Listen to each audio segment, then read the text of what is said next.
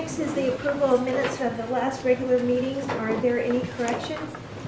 Yeah, I have a correction on the first item where it said that Commissioner Fankhauser opened with the meeting with the pledge and the flag invocation. That was Commissioner Cessna that did that.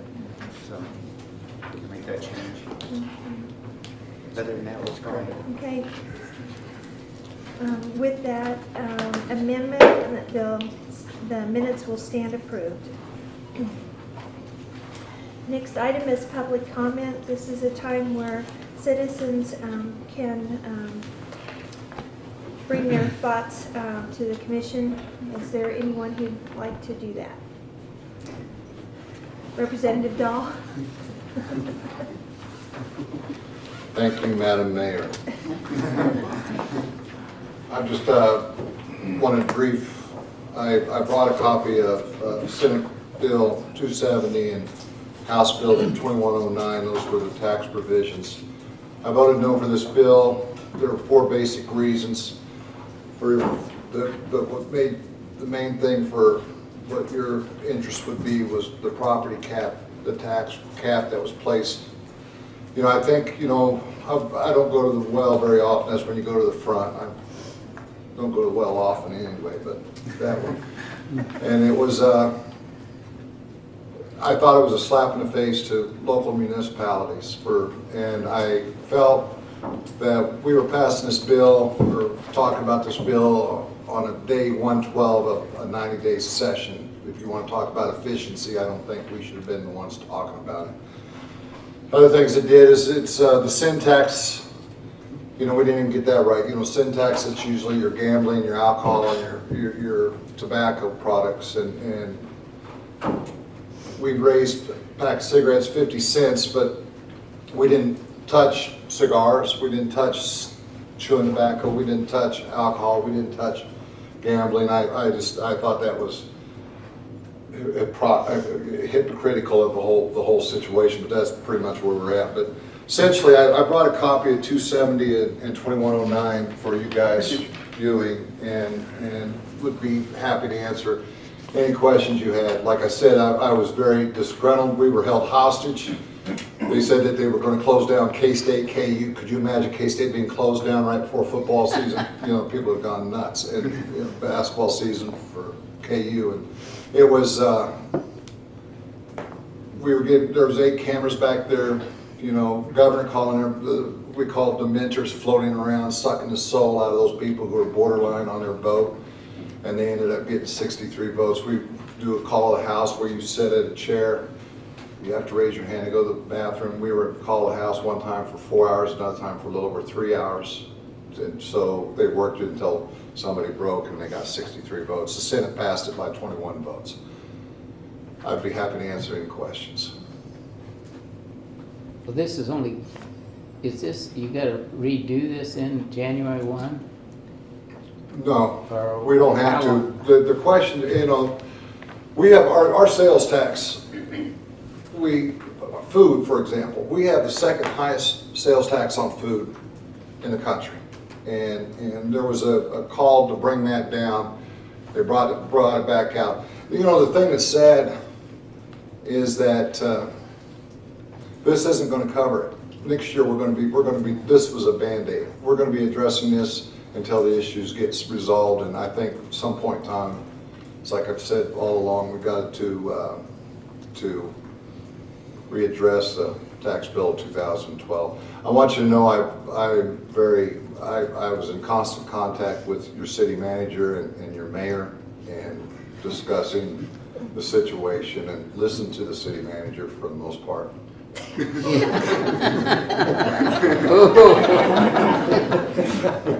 Your meal may be cold tonight. I could tell you stories about that. No questions. Thank you for your time, and I know you have a long meeting, so I wanted to keep it as short as I could. Thank you. Thank you for representing us. Copies of these to everybody.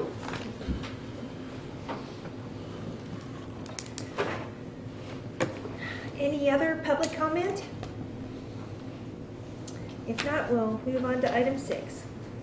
Mayor and Commissioners, item 6A, Battalion Chief Morris requests governing body consideration and approval for the use of public rights-of-way on Sunday, August 30th from 9:30 a.m. to 3 p.m. in order to hold the annual fundraising event for the Muscular Dystrophy Association. Staff recommends approval. Make a motion to approve the use of public right-of-ways on Sunday, August 30th, 2015 from 9:30 to 3 in order to hold the annual fundraising event for the Muscular Dystrophy Association. Second. We have a motion and second. Any further discussion? All those in favor say aye. Aye. Those opposed, nay. Motion carried.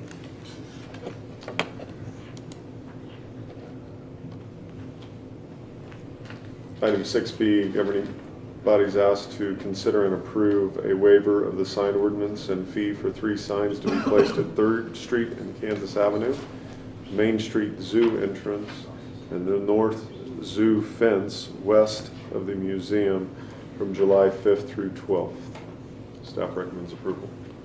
I move to approve the waiver for to the sign ordinance for the Finney County Historical Society for the listed locations. Second. We have a motion and a second. Any further discussion? None being, all those in favor say aye. Aye. Those opposed, nay. Motion carried. Item 7A, the Safety Committee has chosen Lalo Holguin, substation technician in the electric department, as the first quarter 2015 safety recognition winner. And it's my pleasure to read both the overview of the program so that you can fully appreciate this recognition. Each quarter, all employees may submit nominations to recognize those who go above and beyond the normal duties to help improve the safety of their department, organization, or to motivate employees to take that extra step with safety. The Safety Committee selects one winner per quarter that receives a personal day that can be used over the next year. At the end of the year, one of the quarterly winners will be selected as the annual individual safety recognition recipient and will receive a cash payment of $175. For the first quarter of 2015, again, we recognize Lalo, and if you want to come on up and join a host of far less attractive people to take a picture with you, we'd love to do that. So. And I'll continue to. Sorry, do you want me In the middle, how about? There, you can hand that to him. And I'll read, if I can read that.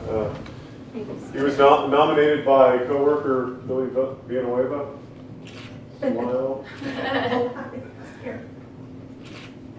Congratulations. Thank you. Thank you. Congratulations.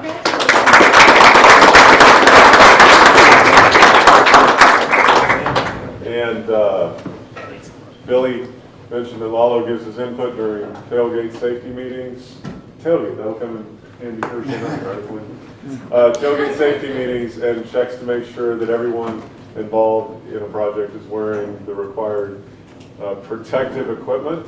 I don't know what the other P stands for. What's PPE? Personal protective equipment. He ensures that all projects are completed safely, no matter if it's handling the substations or he's assisting the line crew in the field. So those are kind words from the foreman. And again, thank you, Lalo. Congratulations. Welcome. 7B, the city has received correspondence from Cox Communications regarding the transition from analog to all digital service. We've got a series of staff reports there, and we'd be happy to try to answer any questions you may have from those reports. Hearing none, I'll call your attention to meetings of note. It's a busy summer. If there's anything on there that requires an RSVP, we would ask that you do that through CLAN. And a reminder that June 18th is the City of Garden City Employee Night at the Wind Game. That invitation is also extended to the commissioners. So if you would like to attend that game or the tailgating, if we could get a head count, that would be great. And do they do that through you, Ashley? Yes. Yeah, RSVP that one through Ashley. Also, this month has 5 Tuesdays, and so if you were to continue the tradition of town hall meetings, then 7 p.m. here in the commission chambers on June 30th would be the time and place, and we would make note of that in both in the minutes and provide a notice of meeting. 7 o'clock. Is that okay with everybody? Yep. All right. With that, I think we're ready for the appropriation ordinance, which if approved would be ordinance number 2390-2015A. Madam Mayor, I make a motion to approve the appropriation ordinance 2390-2015A. Second? There's been a motion and a second. Any discussion? All those in favor say aye. Aye. Those opposed, nay. Motion carried. Item 9A, which if approved would be resolution number 2636-2015, authorizes the City of Garden City to enter into a municipal lease purchase agreement for city-wide voice over internet protocol phone system with Clayton Holdings LLC. And this is simply the financing mechanism for the project you approved at the last meeting. If you have any questions over the financing tool, Melinda can answer those. If you have follow-up questions from last week's discussion over the VoIP system, Jennifer is available to answer those. Clayton is Commerce Bank, isn't it? Is that right? I think they're two different. Well, but Commerce it's Bank part, and then there's Clayton. I am not for sure. I thought that was part of the, I don't know, maybe I just made that up, I don't remember. But I'll move that we approve the lease with Clayton Holdings, which is resolution 2636-2015. I would, it appears that they're part of the Commerce family, given the contacts, email addresses, commercebank.com, and their logo looks remarkably similar. I thought it was. Well, no, part of it says they're the leaseor, we're the leasee, and then the escrow agent's Commerce Bank, so it kind of all ties together. So I'll second that motion if it hasn't been seconded already. Okay, there's been a motion and a second. Any further discussion? All those in favor say aye. Aye. Those opposed, nay. Motion carried. Item 9B, Gilbert Valerio, Finney County Emergency Management Director, requests governing body consideration and approval of a regional mitigation plan, and that would be adopted by a passage of resolution number 2637-2015. And Gilbert's available if you have any questions of him. Anything you'd like to present, Gilbert? The mitigation is needed for approval every 5 years. This year is a little bit different. It's a regional mitigation plan opposed to a county, where each county used to have to submit their own mitigation plan. We did that last time through a contractor. This year the state did it, and I worked with them to get our part in. I'd move to approve resolution 2637, adopting the Southwest Kansas Region D multi-jurisdictional hazard mitigation plan. Second. There's been a motion and a second. Any further discussion? All those in favor say aye. Aye. Those opposed, nay. Motion carried. Thank you.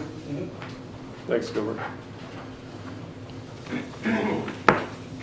Item 10A, the governing body is asked to consider and accept the findings of governing body regarding the 9 factors for issuing a franchise to the Wheatland Electric Cooperative.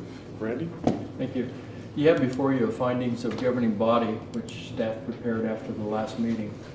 On June 2nd, you denied a franchise request of Wheatland Electric Cooperative to serve annexed property south of Garden City. During the discussions, you indicated that your decision would be based upon and should be considered an adoption of the position of the memorandums that were given to you from the prevailing party.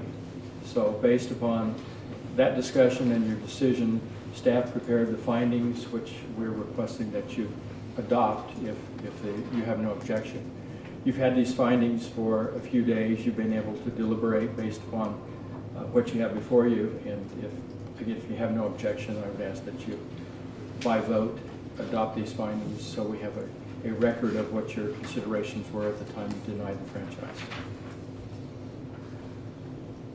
Make a motion to accept the findings of the governing body regarding the 9 factors for issuing franchise, or denying the franchise to Wheatland Electric. Second? Okay, there's been a motion and a second. Any further discussion? I'm sorry, who had the second? Law, Commissioner Law. All those in favor say aye. Aye. Those opposed, nay. Motion carried. Item 11A, the governing body's consideration of additional power supply contracts and extending existing power supply contracts with the Kansas Municipal Energy Agency. I'll turn this over to Mike. Mayor and Commissioners, good afternoon. Here to talk a little bit about power supply and where we're at and where we're going to go for the next 5 years. Consideration of contracts, additional contracts with the Kansas Municipal Energy Agency. And before I get too far, I want to introduce Sam Mills, who's the interim director with KMEA. He'll have a few words to say, I think. And then John Krowski, our engineer that we use for consulting out of Lincoln, Nebraska. John has a small presentation that will summarize a lot of the information you got in your packet. But real briefly, what this is the contracts that's before you today will be a 5-year contract with KMEA. It's for power out of Heartland Consumer District, comes out of Nebraska, is where the power actually flows from. And then additional contracts with KMEA for, it's an extension of our current contracts. And it's a new contract that will include purchasing power from the other KMEA cities. It's the EMP2 project, is the cities that have extra capacity. As you know, when we initially put together the power supply plan, that was part of the initial plan, and that was, unfortunately, we couldn't take that route at that time. However, this additional capacity is freed up as of January 1, 2016, and we'll move forward with those if you so choose to. In addition, I just want to mention that the Jameson Energy Center is definitely being used. We're running it. We ran it yesterday, today, and we'll run it again tomorrow, this week. It will be used for peaking resources for our power supply. And with that, I mean, if it's cheaper to run Jameson Energy Center than it is to purchase somewhere else, we run the Jameson Energy Center. If it's not, we purchase off the market and we don't run the Jameson Energy Center. So, yeah, go ahead. Do you use all 3 of them? 3 units or just 1? Today we're running 2 units. Yeah. And there's a, it's not that we couldn't run all 3, but we have to have the load. This thing will generate 27 megawatts of capacity, and we have to have 27 megawatts of load right there available for this to pick up and serve. Otherwise, until some improvements are made at the Morris substation by Sunflower, we'd be pushing energy out onto their system. And our agreement doesn't allow us to do that until that equipment's in place. So that is expected to be completed later this fall, and then after that, there'll be no issue. We could run all 27 if it was in the economic, if it made sense for us to do so. So anyway, with that, I think I'll turn it over to John, and Matt has a PowerPoint on his computer there. If you would be so kind to walk us through that, that'd be good. Madam Mayor, members of the Commission, my name is John Krasky again. This is the 3rd time I think I've been before the Commission in a work session, and then of course we made the original recommendations back in January of 2013. It's been a while. So, yeah. And I'm actually going to pull some information from that very original presentation on one of my charts just to show you how we're doing. If we go to the next slide. Purpose of the presentation, I just want to review the results of the letter. It was part of your packet, I believe. Rather than reading that word for word like I've seen some presenters do, I'm just going to hit the high points and then provide my recommendations as your power supply consultant for adoption by the City Commission.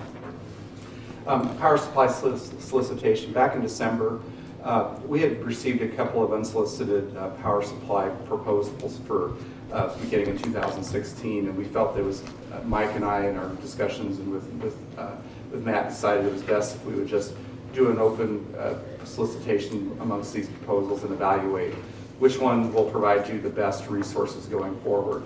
We solicited 15 to 20 megawatts of baseload capacity. Baseload capacity means it's capacity that runs practically 24 hours a day, 7 days a week.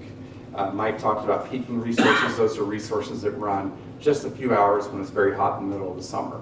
This is stuff that we're going to use middle of April, middle of March, middle of December, 24/7. And we sent this to 3 parties. We sent it to KMEA as your main power supplier for them to solicit proposals. We sent it to Heartland Consumers Power District, who had sent a proposal to KMEA a while back. We received a direct offer from Heartland for this baseload capacity and energy. And then we also sent it to Sunflower. We did receive responses from KMEA and Heartland. Sunflower chose not to respond to our solicitation. KMEA also, subsequent to this, solicited some peaking capacity, or what we call accredited capacity proposals. Some folks call it paper capacity because it's the ability to say you have it, and if the worst came to worst, you could call upon it, but what you pay for energy is going to be based on market prices. And we needed some additional paper capacity to replace some contracts that were expiring at the end of 2016. Next slide, please. Our recommended resource plan, and I go into greater detail in the letter that was provided, but as we looked at the cost analysis and the comparison of the various resources, the best option appears to be the Heartland Unit Contingent Energy. That's 15 megawatts in 2016 and 17. That increases to 20 megawatts in 2018 through 2020. The reason for the increase is we have a 5 megawatt purchase from KCP&L that will be expiring at the end of 2017. We're also going to be purchasing some capacity through KMEA. It originally comes from GRDA, Grand River Dam Authority in Oklahoma. There are several EMP2 KMEA cities that have purchased this capacity. They haven't seen the load growth they expected, so it's surplus to their systems. They've offered it to Garden City at a negotiated price. It's fairly comparable to what we're paying Heartland. So as we went through the solicitation, that capacity was still available. The city felt we still needed some additional on top of the 15, felt this would be a good resource for us. So, and it doesn't have a negative financial impact on the city because it's still needed and it's comparable to the other resource we have. And then in terms of the accredited capacity or the paper capacity, we'll be buying 17 megawatts additional from KCP&L. We're currently buying 10, so it'll be a total of 27. And then we'll be buying 25 megawatts from Associated Electric Cooperative. Those accredited capacity and the GRDA will come through KMEA. The Heartland will initially be a contract signed directly with Heartland. And my understanding is that the intention is to at some point assign that to KMEA. Since they're the manager of all your resources, you'll still have that relationship with them. There are still some contract calls for certain powers to still be exercised by the city. One aspect of the Heartland agreement is that by the end of 2018, we have an option to extend it for an additional 5 years on a cost basis. No obligation on the city's part. It was provided really with no cost to the city, so at that point we can look at the market, we can look at your needs and say, decide whether to accept that or not. And that will still be Heartland's decision on whether to extend, or excuse me, the city's decision on whether to extend that. Power supply outlook, next slide please, Matt, thank you. The one good thing about this approach, the last couple of years you've had a lot of your energy that has come from market resources. It's subject to market fluctuations, high natural gas prices. If the market isn't there, you may have to run Jameson Energy Center, which, while it's a good unit for peaking purposes, it's not one you want to run 24 hours a day, 7 days a week. With this selection of resources, about 80% of your energy will be locked up for the next 2 years, 2016 and 2017. I think that puts you in a good position. You still have some market exposure, but it's going to be only during those peak periods when you would typically call on the Jameson Energy Center anyway. So we think this gives you a good mix of fixing a portion of your energy and but without overcommitting you. And also, we're not overcommitting to you to where you have excess energy during low load hours. 2 o'clock in the morning in the middle of May when there's typically no load because the air conditioners aren't running, you're not going to have excess energy that you're selling into the market. So, as I said, the additional 20%, that can come either from market resources or from the Jameson Energy Center, depending on market conditions and natural gas prices. And this provides you just a real quick summary of the projected power costs. These were in your report. And I will say in fiscal year 2016, we're anticipating a slight increase in what your power costs will be compared to what we had projected for 2015. 2015 has been a historically low year for market prices. No determination as to whether that will continue in the future, but probably the bigger impact, if you look through the projections, is that there's a fairly significant increase in transmission expenses. Sunflower is proposing a fairly significant increase, they're proposing a significant true-up, which will contribute to a significant transmission rate increase next year. And that's really the largest component of this increase in purchase power costs. But if we'll go to the next slide, though, and I think the message I want to communicate, well, there's an increase in purchase power costs next year. When we look back to what we did in 2012, the red line represents what projections we had received from Sunflower at that time and Wheatland if we had continued to purchase from them and signed the 15-year contract they proposed. The yellow line was the original projection that I put together based on the KMEA proposal at that time. The green line represents the forecast that I just showed you and shows you where we are compared to that decision that we made back in 2012. The last couple of years, KMEA has managed to beat the original proposal. We talked about that a couple months ago in February when I was out here. And we're continuing over the next few years to be below that line. A lot of factors can change. Transmission costs are a big one. But I do believe that it's my professional opinion that this plan is still working for you. It's still saving you money compared to where you were before. Any questions on that chart? I want to thank Mike for suggesting we put that in here. We had breakfast this morning. He says, Mike, John, this is a great presentation, but I want to see this. And so for the last couple hours, I was scrambling trying to find some numbers on that. So, and that I will say too, the 2013 was an S. I had most of the invoices, but I was missing a couple, but that's based on pretty much most of the year right there. So, yes, sir. John, what does Heartland, is it all, how do they produce their energy? Oh, sure. Heartland Consumer Power District they are a subdivision of the state of South Dakota, of all places. They have a mix of coal-fired generating resources, wind, they have some peaking generation. The resource they're selling to us is located in Hastings, Nebraska. They are a long-term ownership share of the Wayland Energy Center 2. It was put into service in 2011. Has modern emission control equipment, has a scrubber, has a NOx control, it has baghouse provisions for mercury control. So it is a very clean coal plant. It was permitted in 2007, I believe, so it has very stringent emissions and environmental requirements. Does that address your? Yeah. Okay. Thank you. Any next slide? Post 2016, we will still have some capacity needs once these paper contracts expire. We'll continue to evaluate those as the need comes closer. One thing that Mr. Muirhead and I have spoken about is wind energy. You're obviously surrounded by a very good wind energy resource in this part of the country.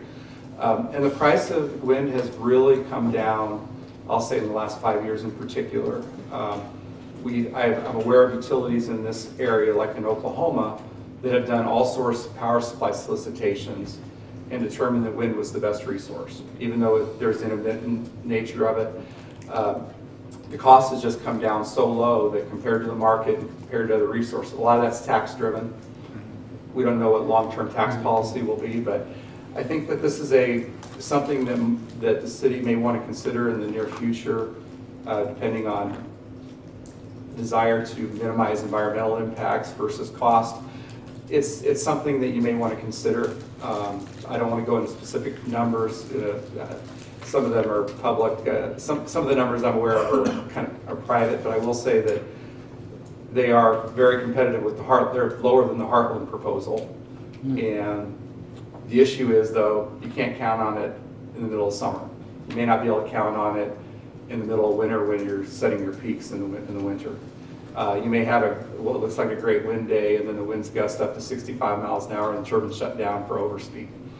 And that's a legitimate issue. So there are still those factors, but I think in the next couple of years, as these other contracts expire, that may be worthy of your consideration.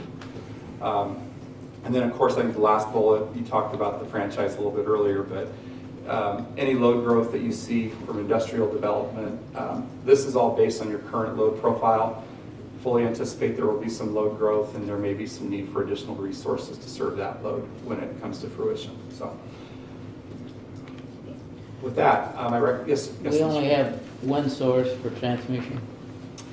You have one utility that provides transmission service, Sunflower Electric. You have multiple substations that serve your load. You have one source for, I'll call it, local distribution, local access. You do have 115 lines connecting those substations, so if in a situation where one transmission line goes out, there should be backfeed, but it is all come from Sunflower, yes. From one source, one utility provides it, yes. There are multiple transmission lines serving that. You have multiple substations serving your loads with backup within the system as well. So does that go through KCC? Their rate increases? Sunflower's rate increases are regulated by the Kansas Corporation Commission, as are Wheatland Electric's local access charges. You have a contract for the local access with Wheatland that has a set rate through the end of this year. They are required to file a cost-based rate by the end of the year at the KCC. Any other questions on the transmission? Okay. My recommendation is that the city execute the following agreements. And when I wrote this, it was still pending final management and legal approval. The agreements that I would recommend you execute will be the Heartland Unit Contingent Energy, which I believe you all have. We have the KCPL and AECI capacity agreements. I'm not sure if those are part of the packet. No. Those are not part of your packet, but those will be coming upon final review. And then the last one would be the GRDA capacity, and that's pending a final commitment. We indicated to KMEA that we would be interested in up to 6 megawatts, and we're waiting final commitment from each of those cities as to how much they're willing to commit. We said no more than 6 just because we didn't want to be in a situation where you were overcommitted during low load hours. So with that, I would entertain any further questions. Again, I appreciate the opportunity to work with the city, and I have a great staff. You all have a great staff. I'm very pleased to have the opportunity to be here today. Thank you. Okay. Thank you, John. If there's any questions on any of that, if John can answer it, I certainly would attempt to do that. If not, I know Sam Mills would like to address the commission as well from KMEA. And then when Sam's finished, if you so choose, it's our recommendation that you authorize the mayor to sign these contracts, and we'll move forward with those. Thank you. All yours, Sam. Thank you. He's a little taller than I am. Every place I follow Mike, I have to adjust everything. Madam Mayor and Commissioners, I'd just like to say on behalf of Kansas Municipal Energy Agency, thank you. We have had a great partnership with the city. We've enjoyed working with your staff and all of you, and together in the last 18 months we've done some good things. And good things for public power. And thanks to all of you. Thank you. Thank you. Thank you. Thanks, Sam.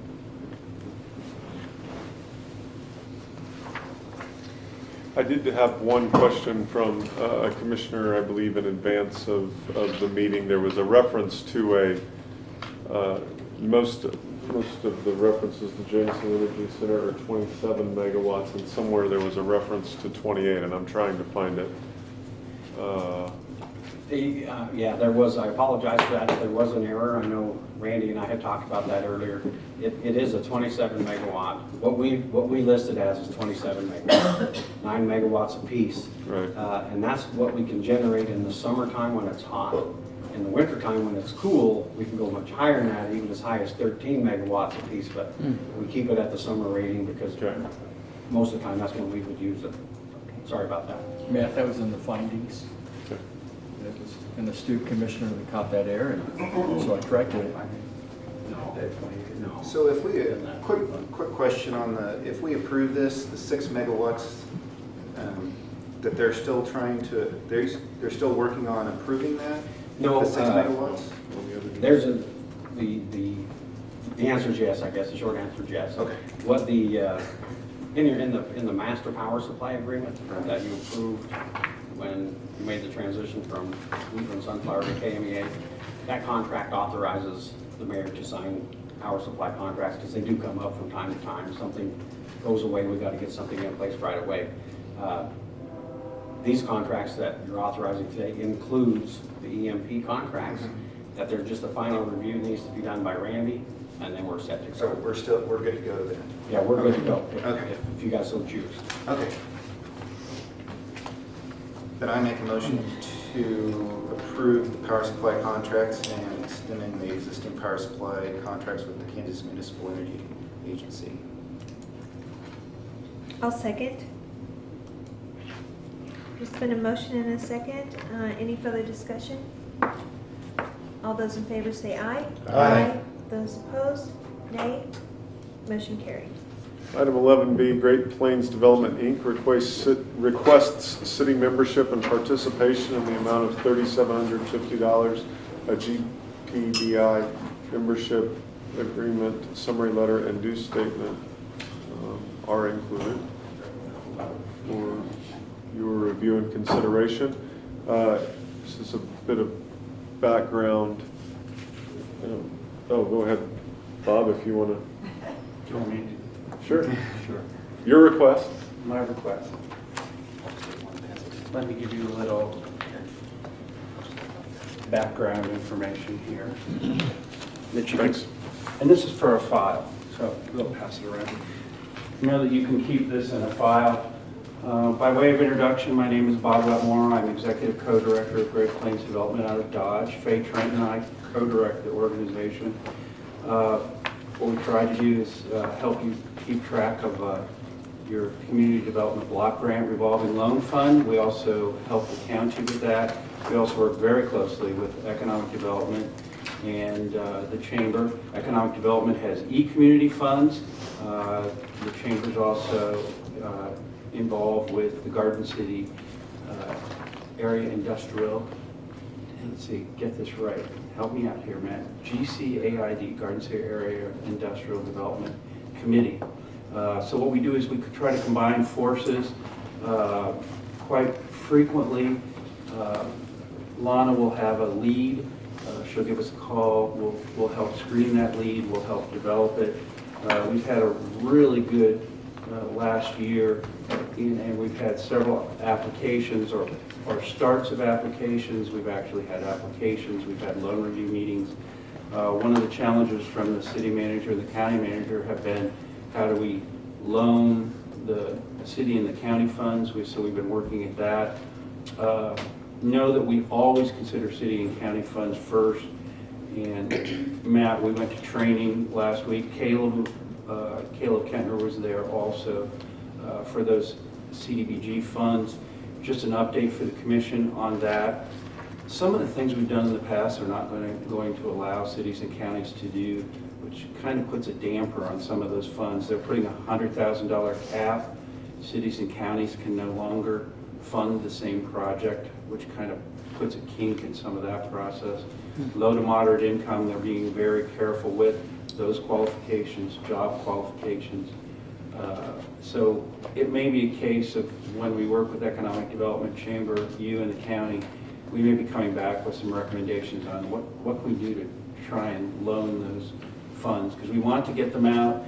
The state has also challenged all the cities and counties with they want those funds revolved in the next 3 to 5 years. Doesn't mean that for sure they're going to sweep those funds back, but they do want us to try to be more active with that. And to be honest, a lot of the applicants we get, they don't qualify for one or the other of some of those qualifications. So we're trying. Hopefully we'll be able to find some borrowers that can do that. On your summary sheet that's electronically in your packet, and also on the ivory page in the packet there, we also wear a grant hat.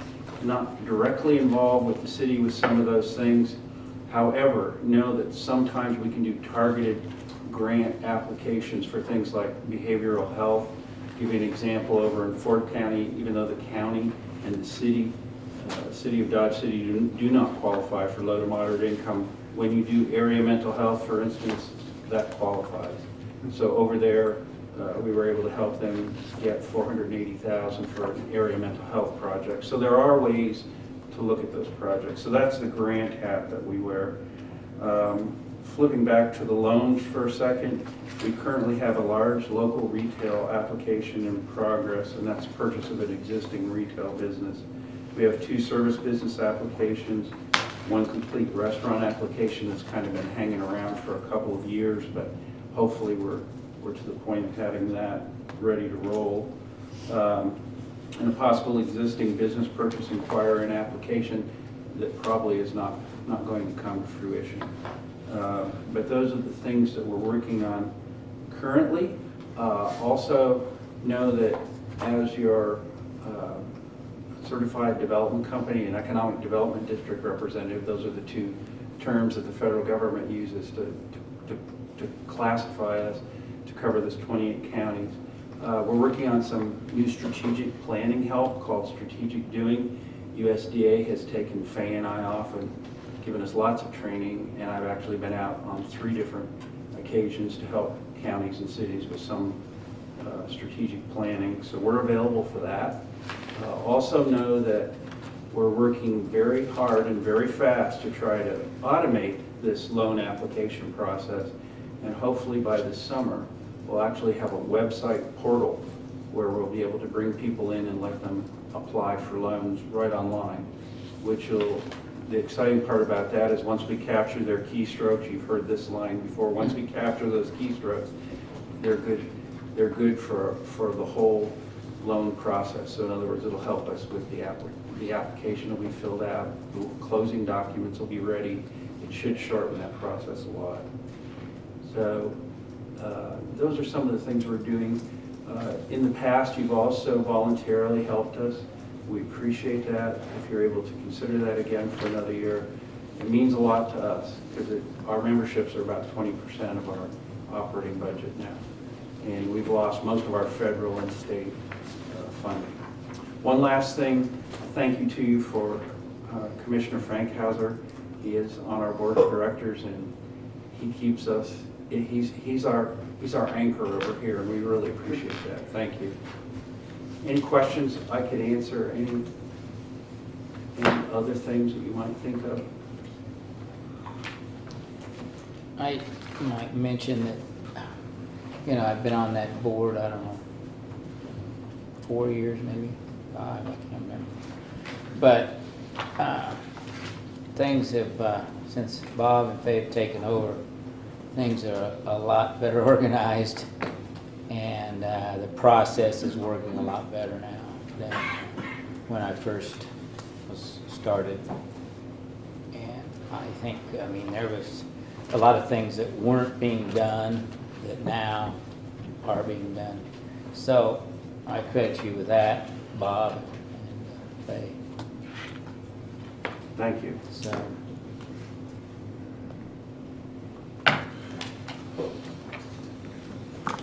The staff reports included, just to make clear, I think the city's involvement with GPDI is not contingent on what's being described as a membership. We're a member by virtue of the presence of CDBG funds and the participation of Finney County in the program. As Bob mentioned, the request is an ask for additional financial support for the operations of the of GPDI's operations, and in the past the city has not paid them additional fees, but again, we do use their services, and we facilitate CDBG applications, and then through other like other groups like Finney County Economic Development Corporation or the chamber or downtown, if they forward eCommunity, or when they're working different programs, GPDI services some of those loans. So. And there's fees associated with those that are a revenue source for GPDI as well. Kind of, sort of, to Probably answer not the question about necessarily. fees, the applicant would help with some of those fees. Right. Technically, because of our contributions, we write off a lot of that. In other words, it's just very basic. Sure. So the fees, the membership fees help us with travel, office costs and that, just doing some of these programs that aren't really recouped. Okay. Well, I'd like to make a motion that we fund Great Plains Development in the amount of $3,750 for this year, 2015. I'll second. There's a motion and a second. All those in favor say aye. Aye. Those opposed, nay. Nay. Motion carried. All right. Thank you. Thank you, Bob. Okay.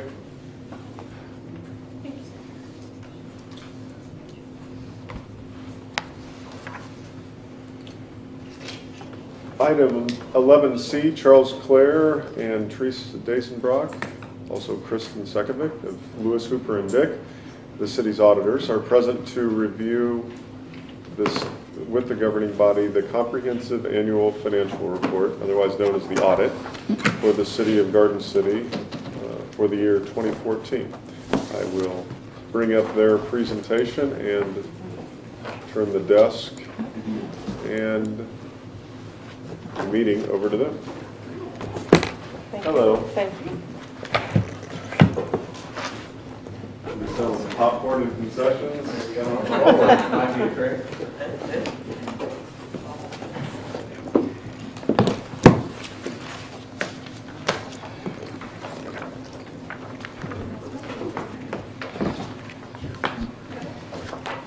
You'd be shocked if I stayed in here.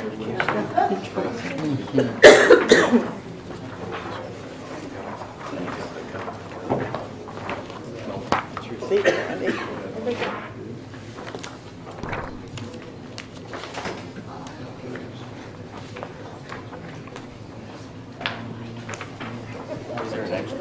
Yes, those are.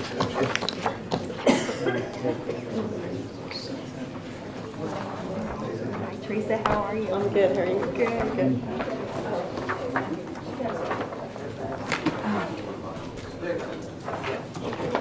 We're ready to go with, appreciate the opportunity to be here, and I'll try to be, go through this quickly. We all know how exciting audit reports are, so we translate what is in all your bound reports here that you have. We translate that into the overheads and things that we have in the numbers there. I would point out to you, if you note on the cover, it does say comprehensive annual financial report, and congratulate you and Melinda and her staff on the receipt of the CAFR award for 2013.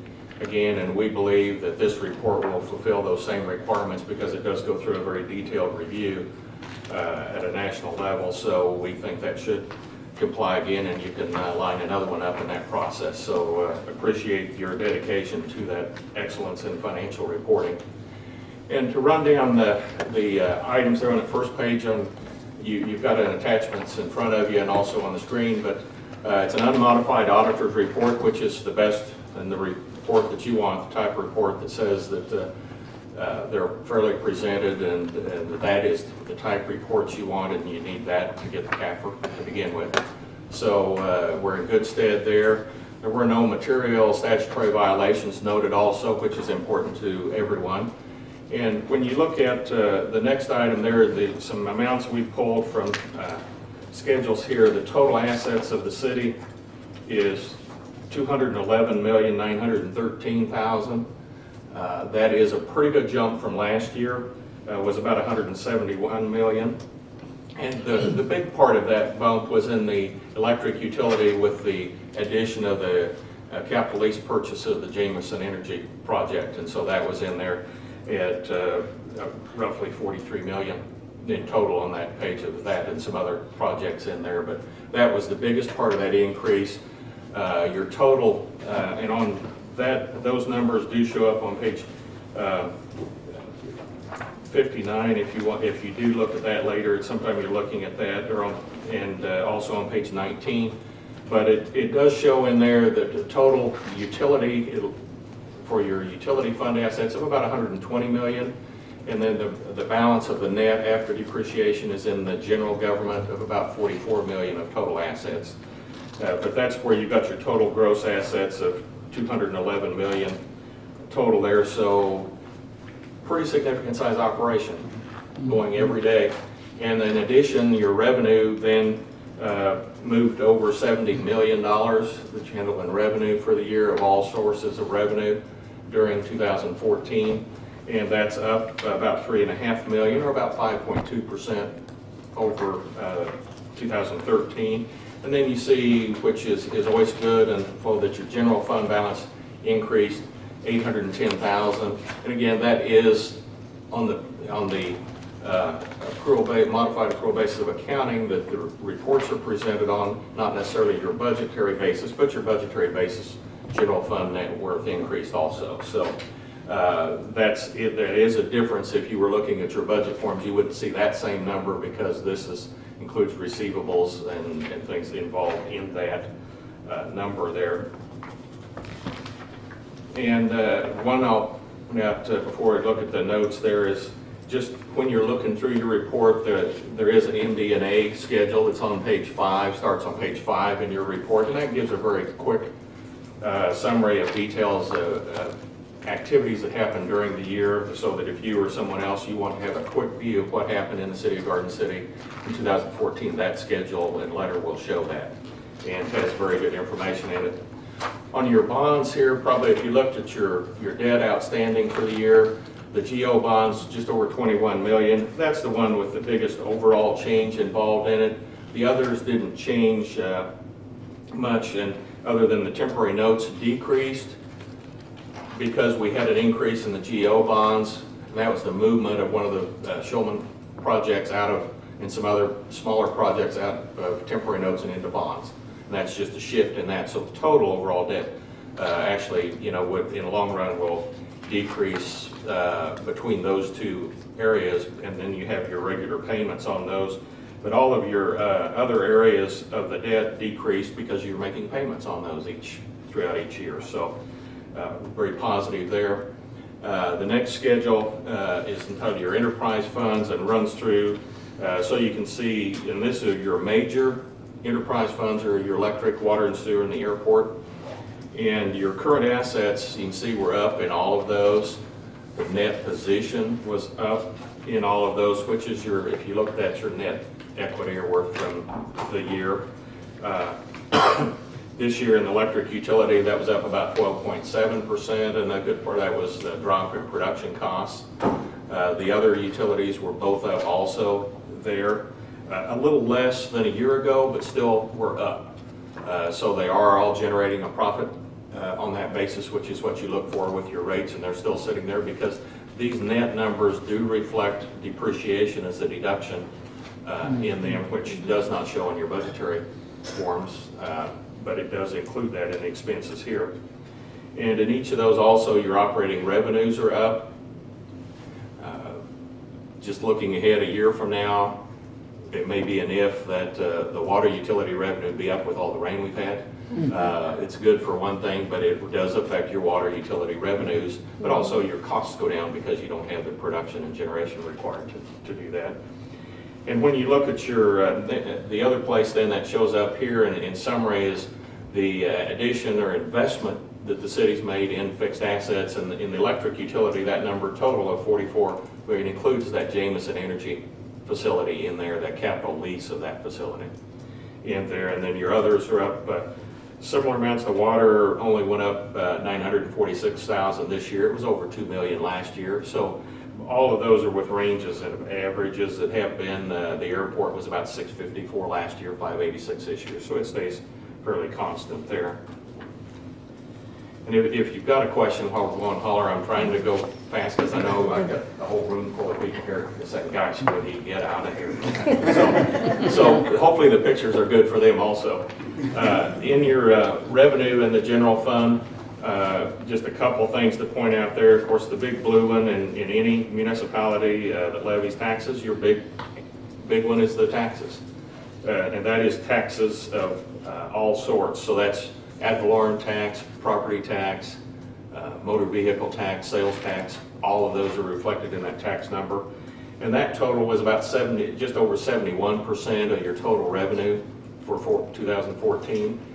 And the bulk of that was increase in sales tax revenue, for the most part, was where that arose, and that does show up on some schedules in the back in the statistics section of your report that are there as part of that CAFR presentation. The others were really just very, very comparable. On the general fund itself, when you look and see that, okay, that's 71.2%, what makes that up? When we look at the next slide, you can see sales tax is 72.6% of that total. So it's your driver of those. The ad valorem property tax is a much smaller piece of that pie. At this year, it was just over 24%. Last year, a year ago, at 13, it was 24.8%. So it actually dropped as a percentage of your total revenue in there. And then the motor vehicle tax is a pretty small amount with the yellow coverage there. But again, sales tax, that has blossomed as a much bigger piece of the pie. If you look back several years, that's a much bigger percentage and piece of the pie than what it had been in years before. And there is a schedule, and I'll give you some of those page references later, so if you want to write those down in that statistics section, so you don't have to look at them now, but you can look back at those. But it shows the sales tax revenue 10 years ago, and every year there's 10-year schedules back there, and it shows that 10 years ago and what it is in 2014. Then this graph presents those numbers in a little bit different fashion. The green at the top is your sales tax revenue, so you can see where that's gone and been, and gives you an idea of what those statistics reports will show in the back. But very, very significant increases there. The blue in the middle is your other general fund revenue sources, other than any form of taxes. That's your other sources of revenue. And then the red line is your property and motor vehicle taxes, stuff there. And just to point out, you did not have that big a jump or increase in the taxes in that middle part there in 2008 to 9. What that was the employee benefit fund had been a separate fund on its own before, outside the general fund. And at that time, the state was moving towards getting those combined, and so that fund was moved into and became a part of the general fund at that time. So the amount of taxes it was levying moved into the general fund. So that's why there's that bump there. But you can see how, basically flat and level that has been on the property and motor vehicle taxes for the last 10 years from that point. And that 2008 and 9 was also the point, if you recall, that we lost a bunch of state revenue sources from the state, yet you've maintained that level of property tax and stuff involved, and that sales tax is, if you give it any other reason, that's the dedication that commissions have made and staff in those years to hold and maintain expenses as best possible within the confines of then using the growth of the sales tax to cover just inflation in that period of time, because the inflation in that period of time has been about 36%. If you just looked a little over 36% overall. So the only way to cover that was the sales tax, or your red line with the ad valorem taxes and stuff would have been going up. The next one there on number 8 is your expenditures in the general fund, and very, very consistent within these. Your biggest one, the police and municipal court, was 41%. In 14, it was 40% last year. So just within those, they're extremely consistent. The cemetery, parks, and zoo were 16% in both years. Fire dropped from 17 to 15%. So throughout those, very, very consistent between years. And to break that into a little bit different presentation then is the bar graph comparing those on the next page, so you can see the activity there within those years, and that again is a 10-year look back on each of those areas.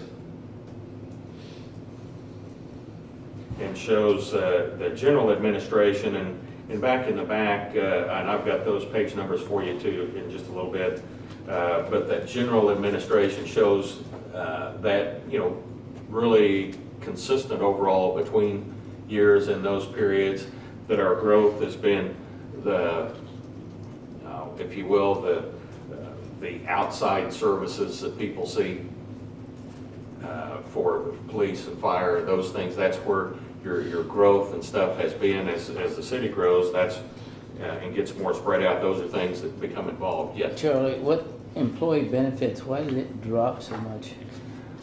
It's the changes in it's billed and goes through departments. It's more departmentalized, so like in the utility funds, it goes in the utility funds, it shows in the utilities and things now, that that's where that shows different in that fashion. It dropped though in yeah, that was a change in 2008 and 9, I guess. We did away with the employee benefits fund. Yeah, it was separate. It used to be a fund. taxing fund, and we ended up putting it in with the general fund departments. And So the general fund includes the employee benefit mill levy now. And that's going to be part of those bumps in those service areas, is because that came over, was totally outside the general fund, and now it's reflected within that. A big increase. Yeah, great question. On page 10 then, shows the comparison. The blue is the general fund revenues, and the red are the expenditures. The last 2 years, the revenues have exceeded the expenditures, and that did help recover. In 2012, we actually lost that the expenditures exceeded the revenues, so we have recovered that with those last 2 years. And so that's where you're doing a good job holding your fund balance in that general fund to be consistent. And as we all know, things happening now and recently, that's going to prove to be a good thing. So our next one deals with your federal programs and awards and the expenditures in those areas. And the red, and the most activity in that full last 10-year period, the red is all Department of Transportation, which is airport stuff, basically, for the most part. That's airport things for us. And that has been down, but you can see that usually runs in peaks or spikes as changes and things come along there with those, and grants become available to utilize those. Now, the other information, the things that we have, is just some comparisons. So you'll say, okay, that's all these numbers. How do we stack up compared to other people? And so we've taken, and Teresa's gone through and made comparisons from the league's budget numbers that they summarized from a year ago, and combined all of those, and they put together the 16 first-class cities. They do all the cities in the state that have a budget in the counties, and publish this presentation. And we take the electronic version of that and pull those so we can compare you with others and key numbers that they have in those. And I think that's kind of pretty interesting for Garden City people. And you can see the first one is assessed tangible valuation. You see Garden City, and we're the brown. And I don't know if you can equate that to the Buffaloes and the Broncbusters, or what you want to do there. But so, and Dodge and Liberal, so they stand out a little bit differently, or both in the pink from there. But Garden City is in the 7th highest valuation out of those 16 cities. And we're getting awfully close to Leavenworth. Needs to watch out, because we're going to move ahead of them if we keep progressing. So that's moving, but it does let you see where we are, not only statewide, but within our area too, that we're set well with the valuation out of that group. The next one is debt, and you can see there we're 6th this year.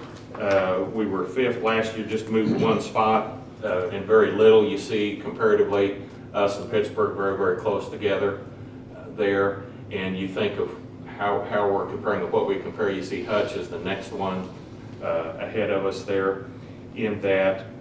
But Liberal's debt is low. It is higher than it was a year ago. Dodge City is the total debt is 11th out of those 16 cities. It's 11th highest of those 16 cities. And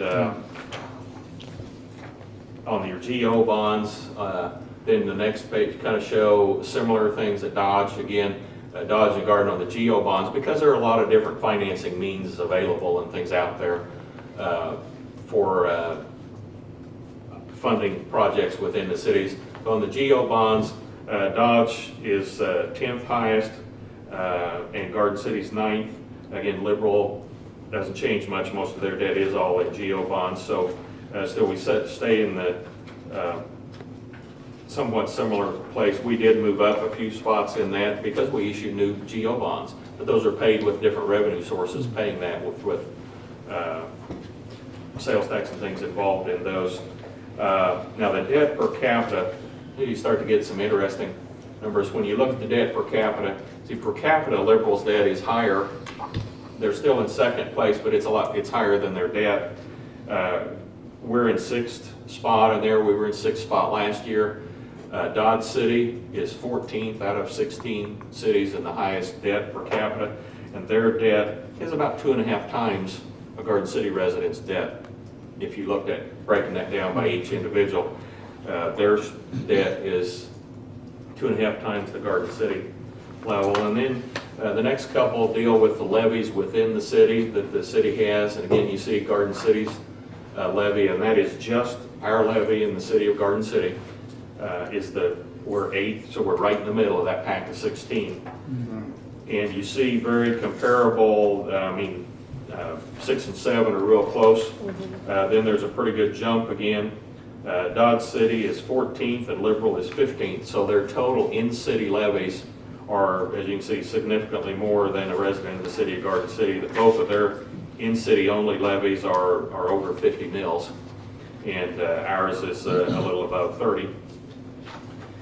And then when you look at the total combined mills that a resident within the city of Garden City would pay, there again, you see that there's a pack that really, all the rest of them below us are pretty comparable at their level, and we are 9th in that group. Liberal is 15th, and Dodge City is the highest. There are over 180 mills that a resident within the city of Dodge would pay, and the resident in the city of Garden City is, that exact number, that's going to be roughly 145 or so within that in total. And there is a schedule in that statistics area that shows that exact number there. But so basically Dodge is about 40 mils more and Liberal is about 30 mils more than a resident living in the city of Garden City. And that catches the main schedules ahead there on the report. I did have some page references I wanted to give you and touch on just a couple other things that you might find interesting. That those statistics area, there is a tab there that says statistical section on that for you, and behind that starts on page 123, and on 129 shows the different sources of tax revenue, and that breaks that down in dollars for the last 10 years of each of those categories. It shows dollar-wise the shifts from sales and property taxes and stuff there with those.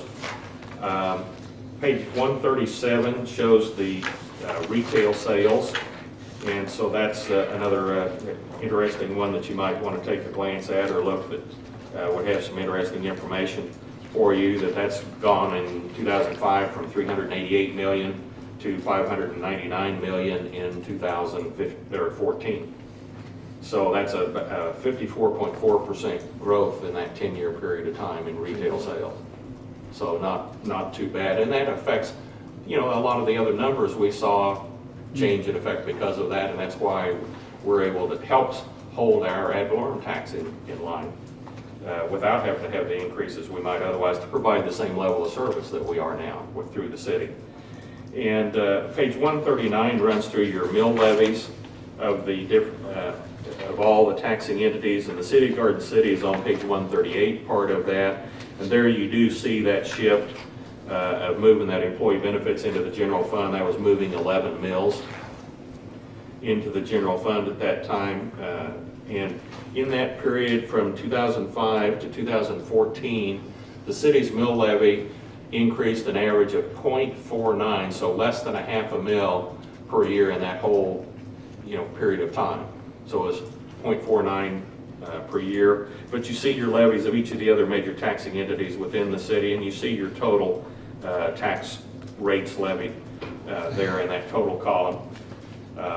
On page 151, when we talked about the employee benefits and the movement of that into the general fund and then split to the applicable departments instead of all in a separate fund, on page 151, and you might not believe this, but in 2005, the city had 298 employees. In 2014, at the end of 2014, the city had 298 employees. So when you look at there's the 2 pages that have the 10 years of expenditures, and when you look at the growth of all the departments and areas in dollars from that 2005 number that breaks those down on that 132 and 133, those 2 pages, and you're doing it with the same number of people, probably tends to apply a little efficiency involved there, I would guess. So I think that's just a pretty good indicator, and it's one of the required statistics, and a lot of times people just pass by those and don't pay attention to them, but that is telling you something when you look at the dollars and the activity involved and what's going on. It's pretty significant, and you look at those 298 people are managing 211 million plus in total assets and $70 million of revenue. So not a small deal at all. In the footnotes, page 58 gives you your bond schedules, and so that shows you a detail of each of the bond schedules and the balance outstanding on those. And then, again, those 10-year statistics are on pages 132 and 133.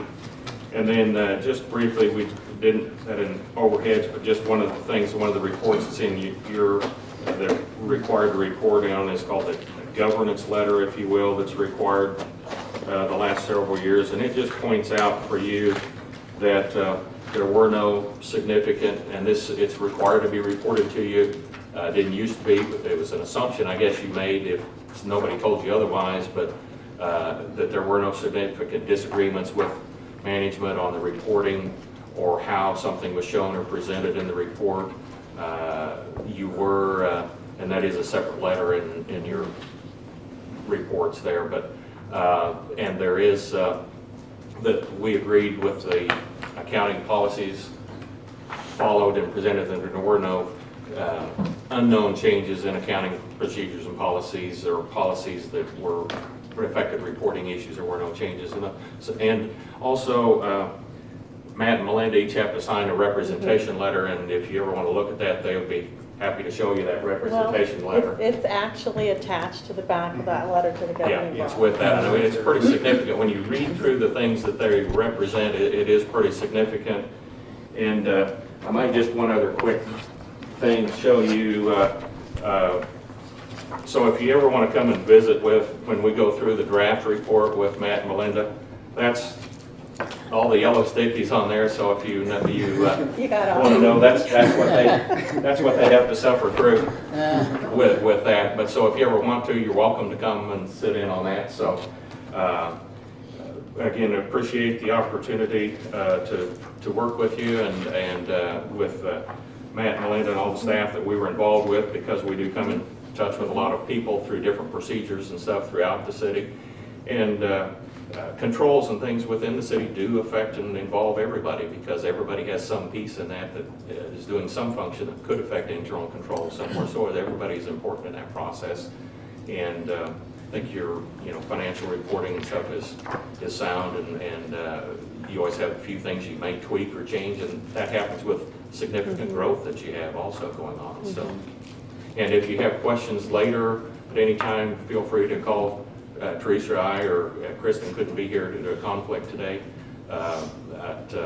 Appreciate again the opportunity to work with you, and feel good about where you're at and going with the finances within the city, and a great job on the audit and the work done for 2014. Appreciate that. Thank you. Thank you. Thank you very much. Good report.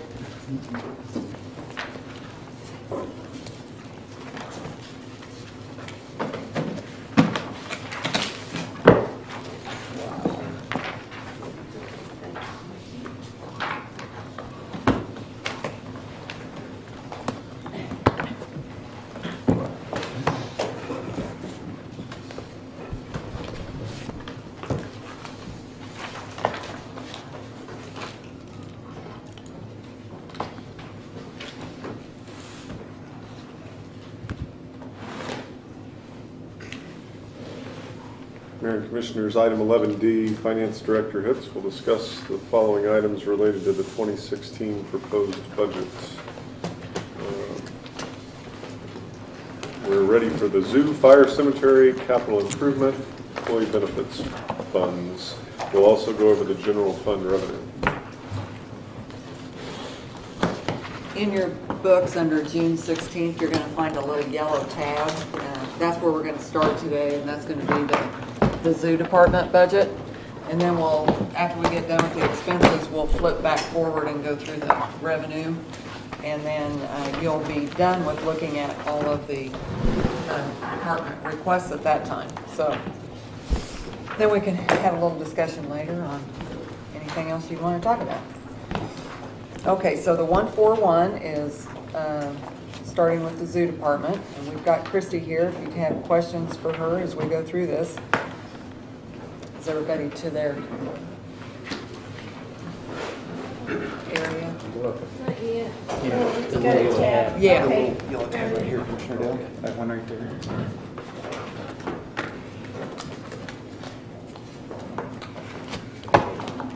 Okay, so there's 3 divisions in the zoo department. First one we have is the administrative area. We've got 5 employees in this area, so you have the salaries and expenses for employee benefits there. And then the operating expenses going down through there, mainly the major one is just taking care of the FinUp Center in the maintenance contracts.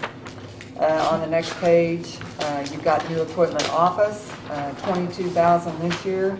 That is for 1 new computer and the education van. Next year, they're asking $3,500 for a new computer and a copier.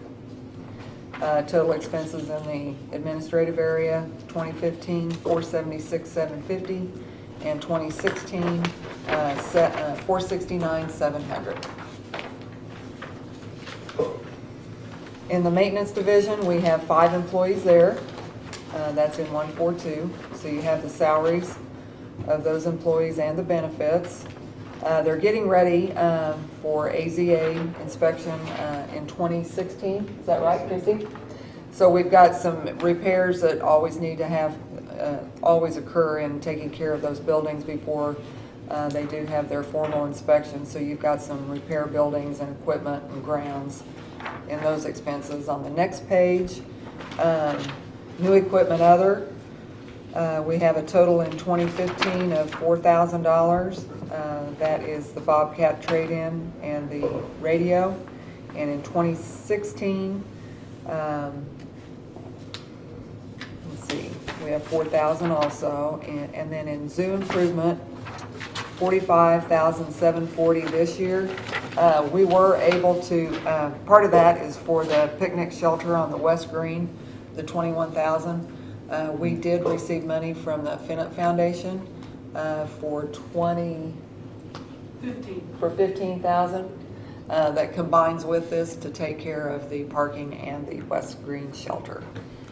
There's also street maintenance that's going to occur this year, $19,740, and then we have the Red Panda cat enclosure for $5,000. Next year, that amount is $5,000 for various small expenses for repairs. So the total is $385,250 for 2015 and $354 for 2016. In the animal division, we have 17 employees. So you have the salaries there and the benefits. We have in the other expenses, we do contract with a veterinarian at $22,200 a year. We have vet and medical expense for the animals. On the next page, animal feed is one of the larger expenses. $114,500 this year, $115,000 next year.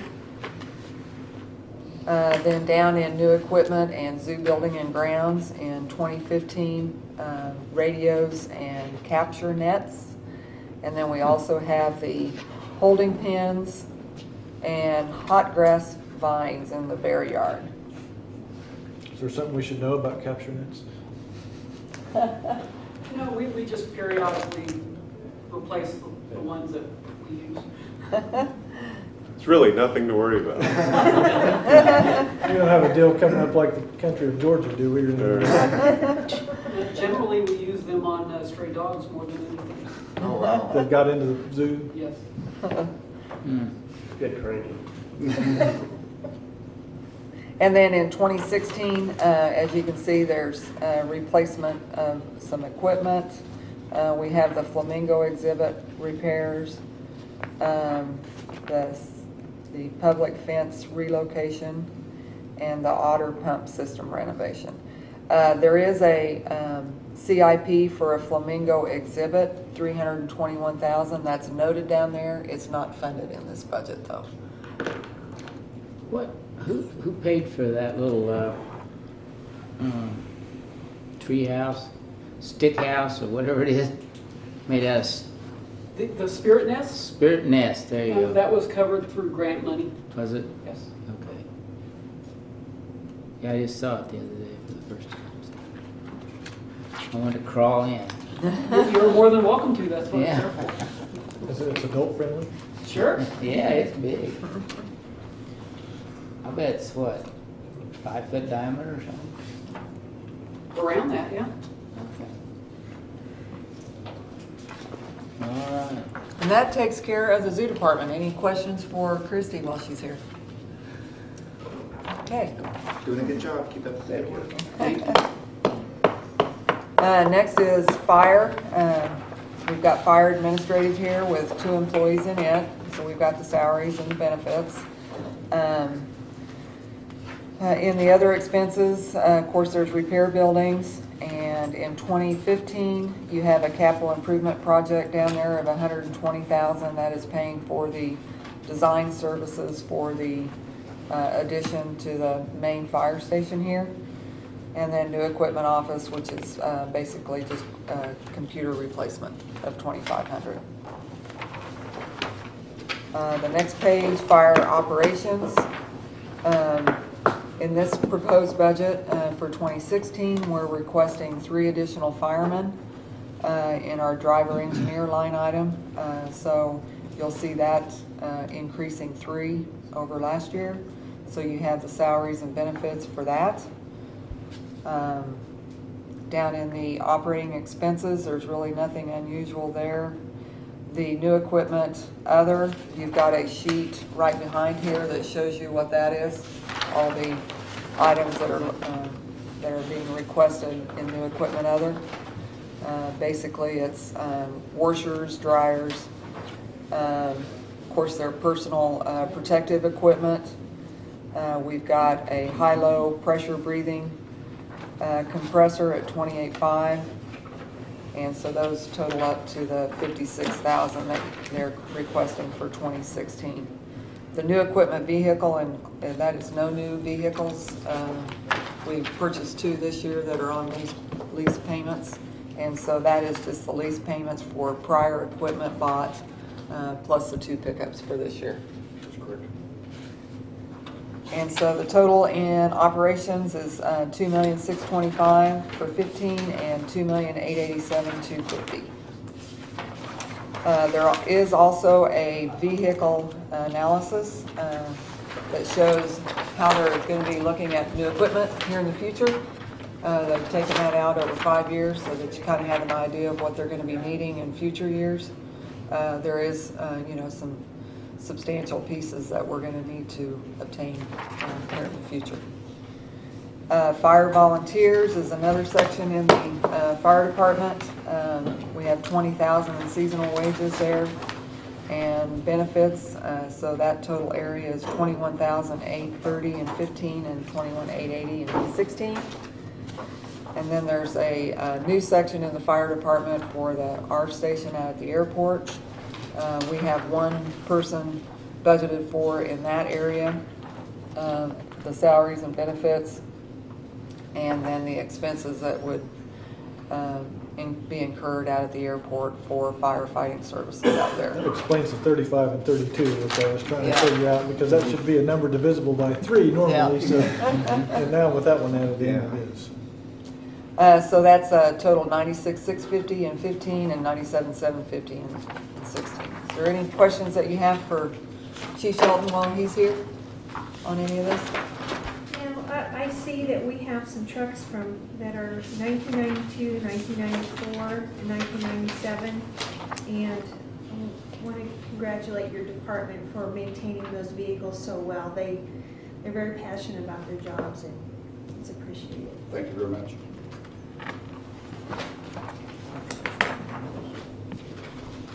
Any other questions there? How are the plans coming? They are moving along very rapidly, really. Quite a bit of work has been done on them already. We're very satisfied with the work. We should start seeing some numbers here pretty soon. Very good. Thank you. How many other departments have asked you if they could use your basement? Yes. We've had one, yes. Oh, just one? Well, there's a few more on their way over. For what? I think at the last meeting. Building inspection? New basement, yeah, a bunch of folks like the idea of, okay, I think that's going to be the fire department space. The next area is the cemetery department, and we've got Kelly here. We've got 8 employees out at the cemetery, so you see their salaries and benefits there. The operating expenses that go along with the department. Down in cemetery improvement on the next page, in 2015, we're holding off on the perimeter fencing as of this point, so that is not in the budget, but we do have upgrades on office equipment. We do have the backhoe lease budgeted for that we need to pay. And then in 2016, $73,100. Once again, we've taken the perimeter fencing out. The street ceiling needs to take place, and the backhoe lease. So that's what is included in 2016. New equipment other, $21,000 this year, next year. Oh, that's the backhoe lease, I'm sorry, and small tools. The items up above are the capital improvement type things, street ceiling and upgrades. So the total cemetery department budget for 2015 is $505,500, and for 2016, $576,500. Have you got any questions for Kelly? The reason why we pulled the fence out. We decided we could just hold off on that just for a little while, and it'll be proposed to you another time. Is this to expand that area to the west? Yes. And the ability to expand to the west isn't contingent upon having a fence. The ability to protect where we expand to is really what's in question. And Kelly and I visited about alternatives. We're talking about the construction of a chain link fence. It's not necessary that we encompass the entire acreage in chain link. Certainly we want a solution that gets us 20 to 25 years out, but we're not talking about, we could take a smaller track, certainly get us that far time-wise. It gives us an opportunity to experiment with the columbarium and see if that takes off. And Kelly and I Kelly's come up with some solutions, presented them to me. We've sort of got $18,000 in the bank, so to speak, in the 05 fund that's been devoted towards this project. And we think for in a year, whether it's this year or next year, we have a little budget savings.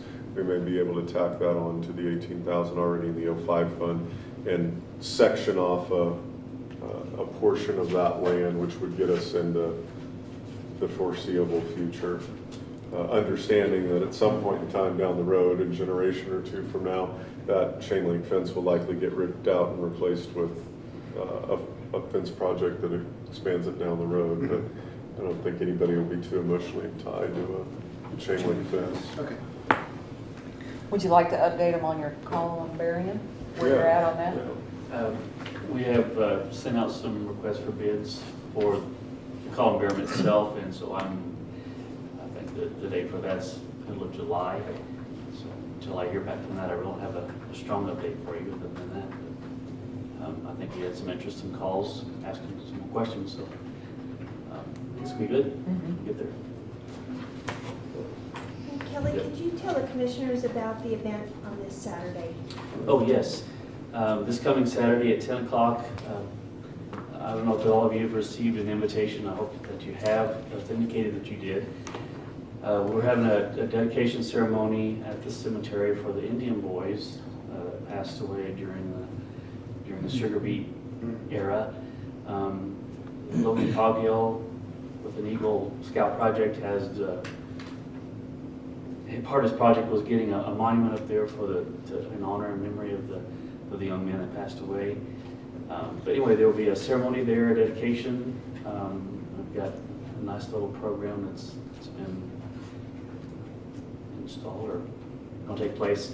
So please feel free to come out. It's going to be a short time, but it'll be it's a kind of a historic event, historic time. So please feel free to come. I think Vice Mayor here will be here there to say a few words, hopefully. Yeah, that should get you there, if nothing. Yeah. If not the cookies afterwards. There's Get the short NASCAR reception hockey calls. Leave the rotten tomatoes at home. All produce will be checked at the door, right? Yeah. All right, is that it? Yep, Thank thank you. you. Appreciate it. Next is 171, capital improvement. We got a lot going on in this one-page document here. This takes care of the fireworks, takes care of the municipal pool funding for the lifeguards. That's paid to the Rec Commission.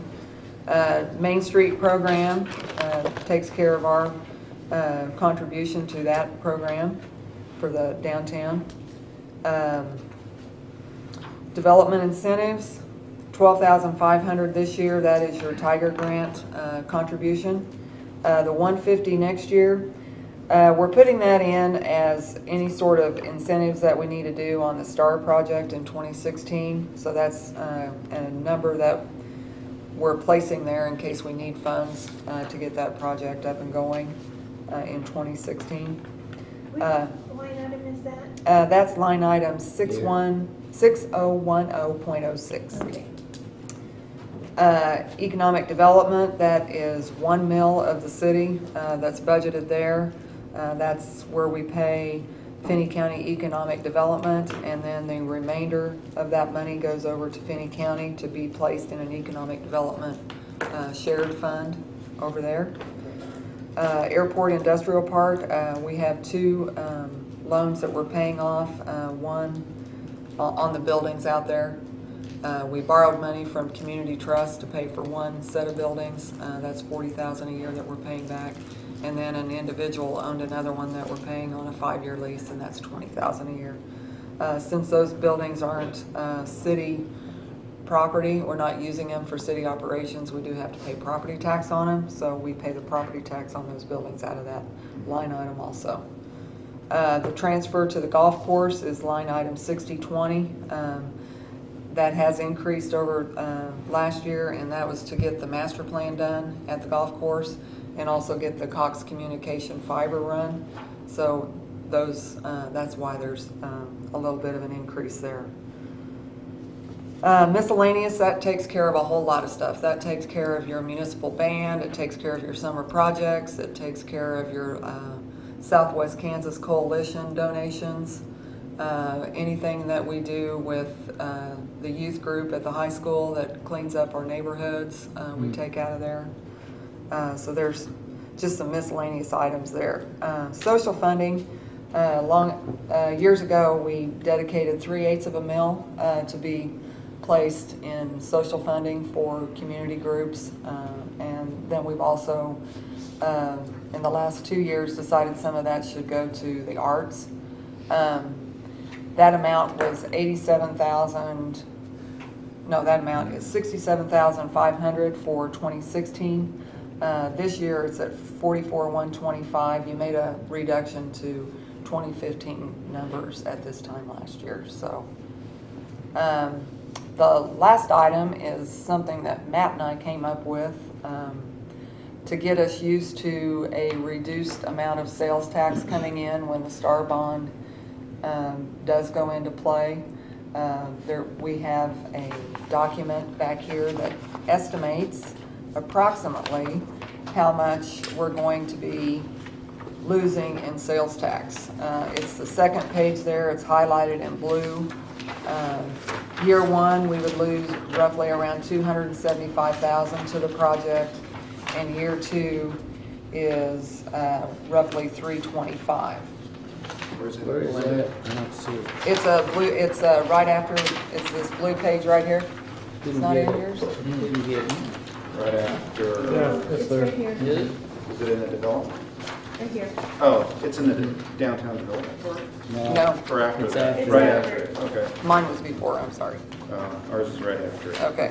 Sales tax in the blue. Yeah, it's the blue number. 200. You have to really squint your eyes to see all this. Yeah. But that's just part of the study that we've done on that. So we just wanted to get our budget used to not receiving that kind of sales tax money. So what we're doing, we're putting it into our Fund 53, our project, special project fund, project development fund.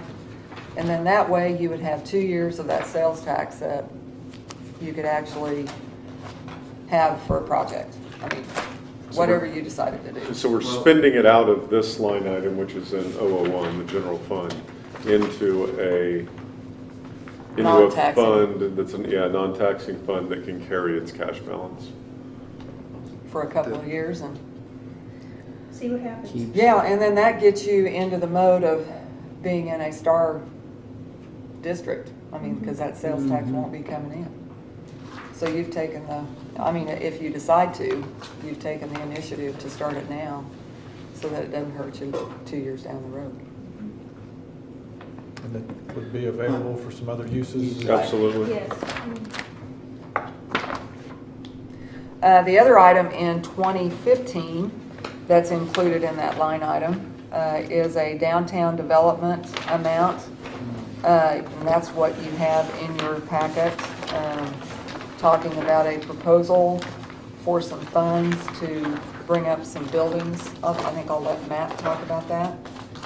And Matt will probably let Nicole talk about this, but in short, this has come from Downtown Vision. One of their committees has prepared an incentive that they feel addresses the building structures themselves downtown, and is something they can market to either existing property owners or potential property owners. It helps buy down some of the upfront costs related to revitalizing a building, and it sort of bifurcates the benefit to those that it creates an 80% match for some qualifying physical improvements up to $200,000 per project, and then the other part of the benefit is it'll pay for 50% of the costs up to $50,000 per project related to professional fees associated with doing any type of redevelopment project, whether those be architectural, design, engineering, legal work for putting together a partnership, whatever the different professional fees are. It helps buy some of those down. So a total project, if it had enough qualifying expenses, could receive $250,000. We've budgeted only $250,000 to pilot it. If it's successful, the commission can obviously decide to restock the shelves. What the is benefit. that? Cosmetic? What is structural work? What?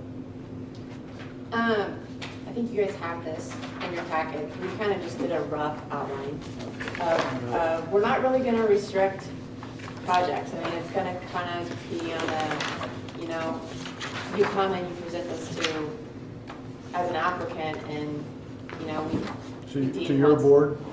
Not necessarily. I mean, this is a lot of money, so I don't really want to be responsible for this. I think it would be probably working with Caleb and obviously Matt to come up with an application process. Our goal was that it needs to be a legitimate project. It can't just be a project that says, hey, we're going to draw up some design fees and we have really no intention of going through with the project. We've got enough of those sitting around downtown. So our goal with this was, you know, last year you guys funded the Jumpstart program, and that helps that entrepreneur with that new business. And this is kind of another aspect that we can use to recruit downtown. What we found in the past couple of months with our research is that we are doing really well filling our buildings that are fillable. But we have a few extra that are just, what they need done in work is more than I would be willing to do as someone that's coming in to rent a property. I probably wouldn't be willing to put that much money in it myself as a business owner. So this targets not only our business owners, but our property owners. I mean, hopefully it'll spur on some second-story residential that we can get that program back going again. So it's really just all-encompassing for downtown development. And this would be this isn't actually a loan, is it? It's an 80-20 split. 80. So they would be up to 80% of their funding, up to, I believe, $200,000. And I think this is there's several of those empty buildings that are out of compliance. If they need electrical, they need plumbing. Fire. There's basically for public safety. And they're at a point where for the property owners, they can't make a cash flow. Yeah. In our minds, the project looks great. On paper, it's a different story to an investor. So hopefully this eases that burden. Pretty good incentive, I'd say. 80%. You know, and we just saw how important sales tax revenue is. And if we can get new businesses going downtown in these buildings that are not usable, it will increase sales tax revenue. The property value will go up, so we'll have an increase in property tax. I almost think that at a point it may even become self-funding. I don't know. Hopefully. It's a win-win situation. It is. For downtown. And it's important that we maintain the integrity of our downtown. We've seen what's happened in other communities when they've had developments in other areas, and if you don't make a concentrated effort to maintain the heart of your city, it can go by the wayside. Well, I think as our board has talked about in many board meetings that, you know, we've got so much development going on as a community that, and we have a lot of really great ideas and a lot of projects that are just on the cusp, and maybe they just need a little bit of a push to get going downtown. So that's kind of what we're hoping that this does. Pushes a few of those on to go ahead and do it. Thanks, Nicole. Thank you. Thank you. Line item 602601, 395,015. I forgot to go over that. 300,000 of that is the big pool renovation that we found out about last fall. We also have the electrical upgrade for this building, and then our 30,000 that went in with the Sunfire grant, our portion. So that's what's in that line item. So these total up to $1,965,500 in 2015, $1,680,000 for 2016. I guess going back, if nobody goes after that 250,000, I mean, if that doesn't just sit there, what do we do? It goes into our cash balance in the general fund. Either that, or you can move it into another fund. It'll be gone. Yeah, I think so. It'll go fast. I think you'll have competing proposals. Okay. So. Well, I think the question's a fair one. What happens to it? It's a cash balance until it's expended. The commission would have the choice to expend it if it didn't go towards a project to go into a fund like the one where we're moving the sales tax that we're well, you say it goes fast, but it has to be I want it to be a viable project, not where we expend those funds, they upgrade the facility, and nobody's, you know, it doesn't turn into a business, you know. Good, okay. The other question I had right quick on 6165. Okay. I know I know I brought this up a couple of times, but with the 3/8 of a mill, you know, as we keep, you know, the bill keeps increasing, you know, this one could kind of get out of control where we have like, you know, close to 100,000, or, you know, as the community keeps growing. I remember we talked about having just a set number on that, which you kind of see that we've kind of set a number on that one. For my opinion, I'd like to see see us have a set number instead of a ever increase, you know, basing it off of a Okay. specific mill. Because as our valuation and mill increases, that number keeps going up. So it's never growing and expanding exponential number.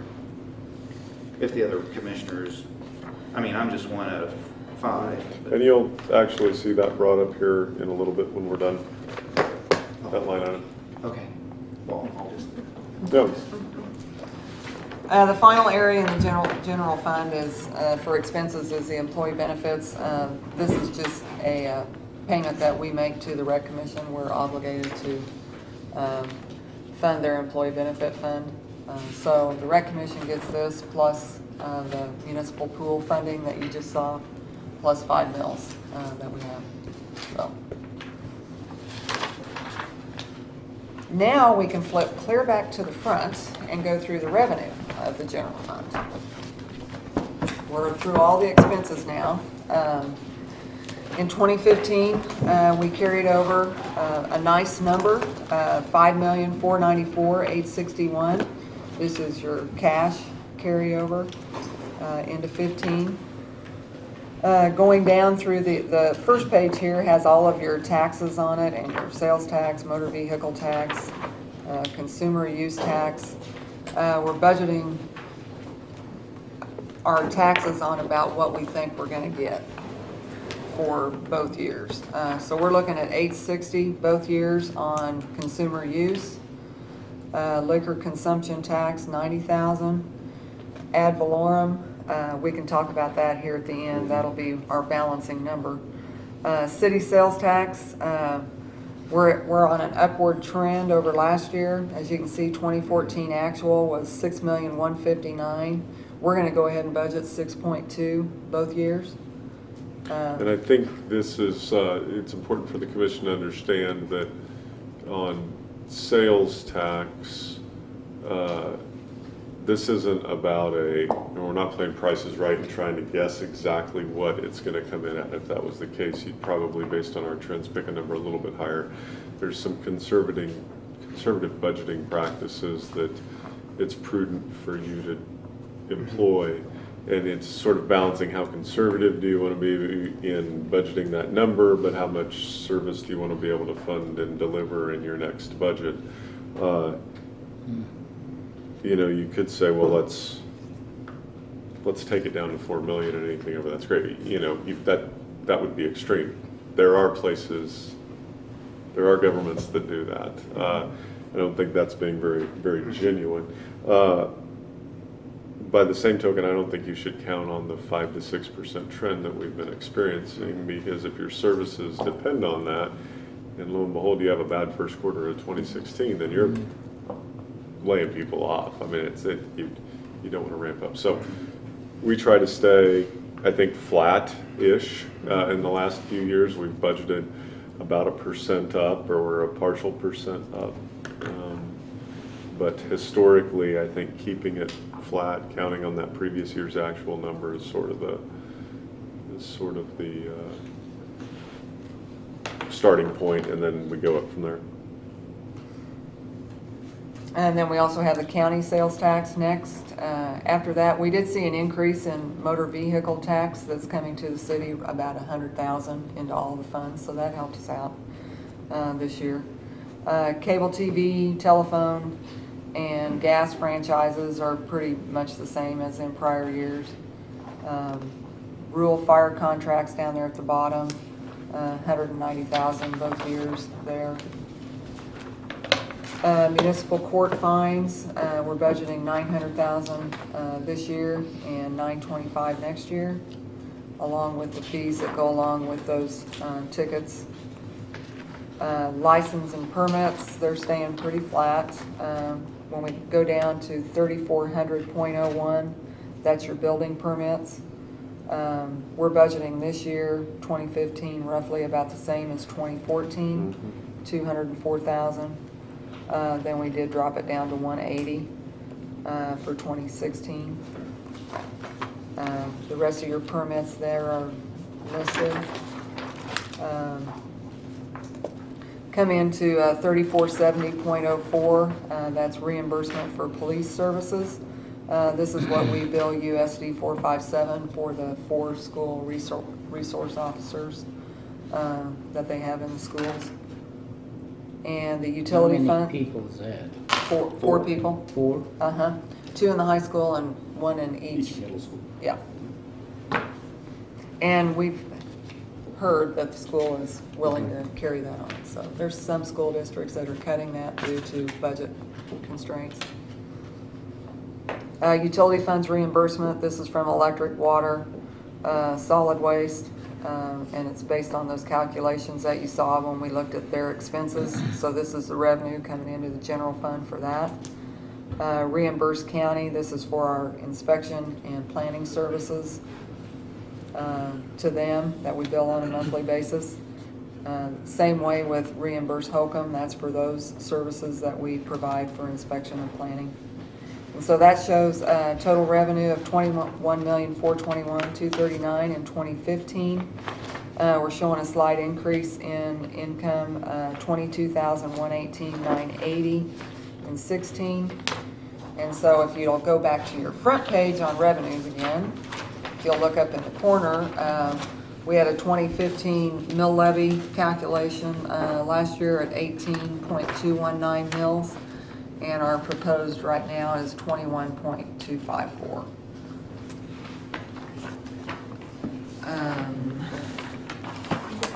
How many of these did you have? I have a bunch. Okay. Yeah. A bunch. A bunch. Are they two sheets? 2 sheets, Oh. yeah. There you go. This is our next discussion topic.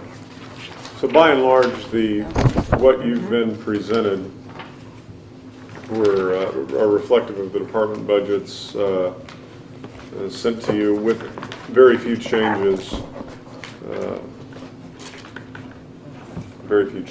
To them.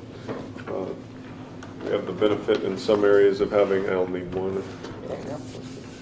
Have the benefit in some areas of knowing a little bit more than the departments knew when they prepared their budgets, having the month-end February expense numbers, and we certainly know more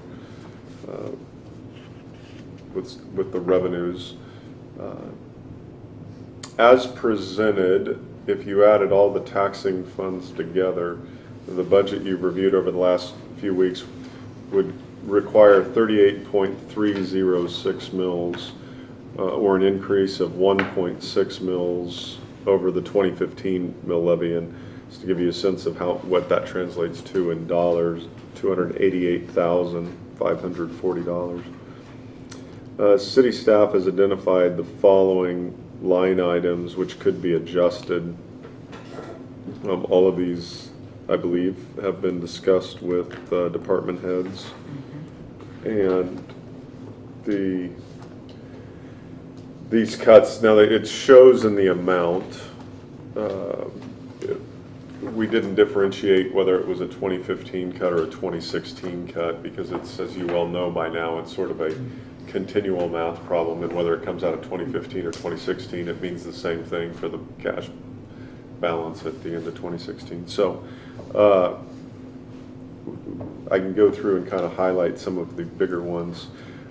In municipal court, those changes reflect going to a part-time municipal court judge rather than a full-time municipal court judge, which we, in our analysis, the time necessary to fulfill municipal court responsibilities fits very easily within a part-time situation. Police department, the $119,000 is cuts over both the 2015 and 2016 in the new equipment other, and it is by and large the other category of the new equipment other. So there was some room there for some cuts. Some of those other ones are actual some travel and training, skinning up those line items. Moving on down a little further, Not sure what the parks cut was, can't remember. It's a bigger line item. It's got to do with those entryway signs.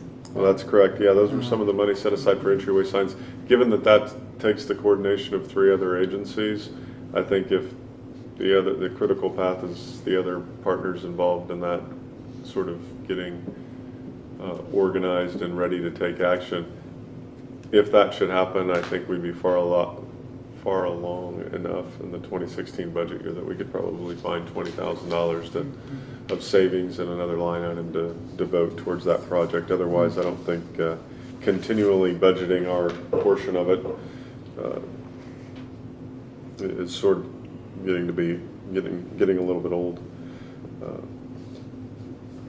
In the fire department, this reduction reflects one of the 3 proposed fire officers that was requested. This would still leave 2 of the fire officers requested. And in the cemetery, I think I kind of jumped the gun a little bit on this.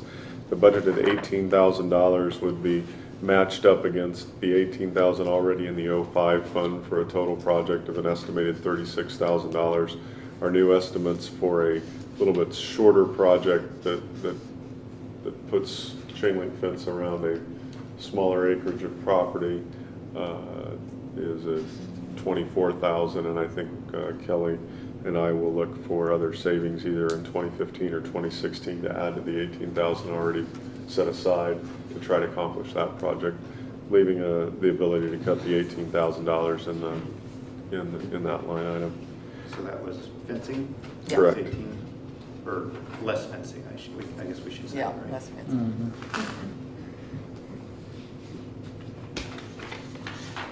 Capital improvement, that $22,000 is the reduction in the social funding, bringing it back down to the same level that you budgeted it at last year. We do have a general fund addition to recommend to you that this information wouldn't have been available to the department heads when they were preparing their budgets. We asked the Hay Group to do a review of the pay study that we implemented in 2008, just to make sure that classifications were appropriate and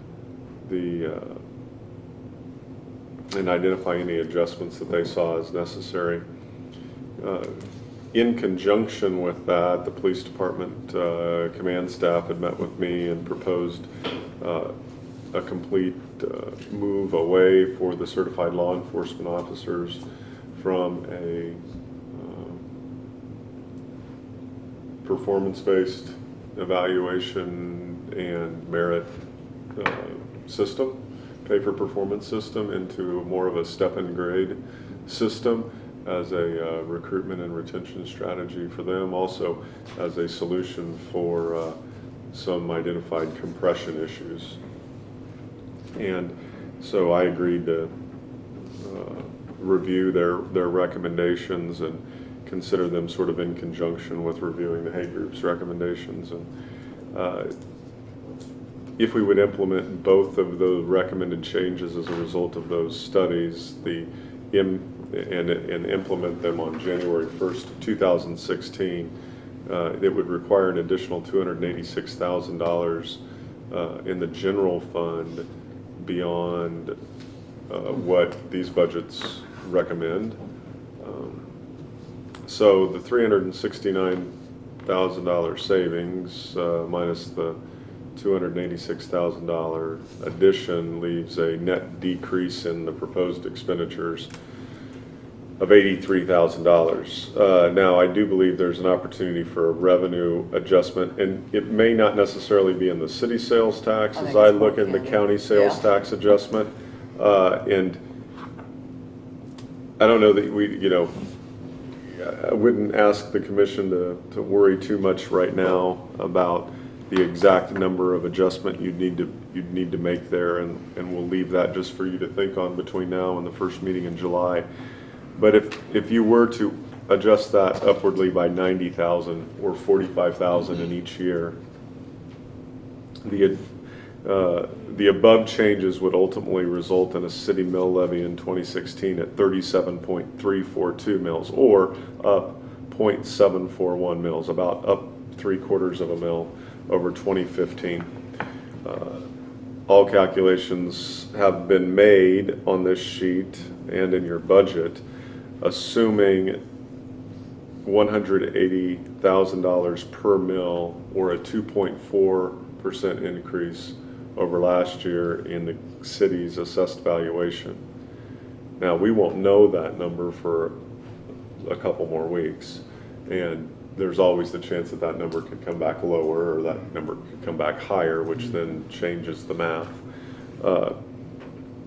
If that number were to come in at 4%, and the commission agreed with everything presented here, both the department budgets and the proposed changes that I've provided you, or Melinda and I've provided you on these two sheets, that would ultimately result in a no mill levy increase 2016 budget as compared to 2015. So if the commission would like to discuss some of these line items, or maybe some other ones that you've identified in either the taxing funds or the non-taxing funds, or if the commission would like to talk in general about where you'd like to see the budget end up, those are some of the things we can do in preparation of the July 7th meeting.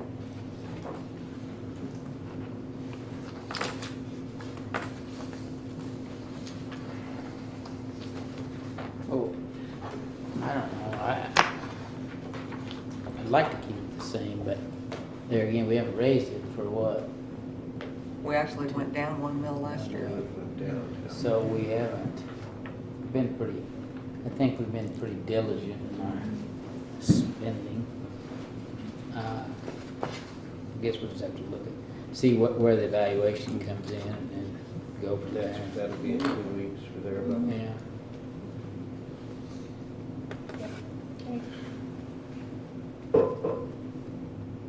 I know you highlighted on this, you highlighted kind of the bigger areas. Could we kind of get could we get kind of a breakdown of each one, or what each one is? Just kind of, I mean, I know you gave us the bigger ones, but kind of even the smaller ones too, so we kind of know. That's okay. I can do that right now if you want. Right off the top of my head. Okay. See how smart she is? One less conference. If you'd rather us not go over them one by one, I'll provide that to you in writing. We can do that too. Just shoot us an email. Okay, I can do that. I mean, instead of dragging out the meeting going, well, this one's paper copy. As you can tell, I'm ready to be done. Paper clips. Is Brady dancing to her? I think our intent of showing you this was to try to get the commission to more of that, where would you like to see your budget end up, and less of the combing the line items. And we understand that you need to see the changes, and we'll put something together that identifies whether it was a 2015 or a 2016, and why it was, there's a proposed change to what was presented. What would be helpful to us heading into the 7th is if the commission has in my mind, after looking at this, to an extent, you have two balancing numbers now. One of them you don't have control over, but you have to wait and see to find it out. The other one you do have a little bit more control over, and that's the county sales tax number that's probably given you I would say, easily $200,000 of flexibility in identifying where you'd like to end up, because it's $100,000 each year under what we performed last year, I believe, close to maybe 85. That provides you a lot of flexibility. Now, I think leaving that number a little more conservative helps hedge against getting a little bit more aggressive in the city number than maybe you've done in years past. You're about, I would say, $40,000 more aggressive at 6.2 million, where historically we would have been at 6.16. Moving 40,000 up there, back down, you can make those numbers end up really wherever you want to. We want to make those numbers reflect where the commission's at philosophically. So hearing hints of where that might be now would be great. I'd like to see us, shoot for that at least flat, Flat, yeah. and then maybe make the decision from there. And I think moving some revenue estimates up a little bit, where they're maybe a little overly conservative is a reasonable thing to do. I agree, we don't want to get carried away. We want to have those come out higher than projected, and so wherever there might be some opportunity for that. But we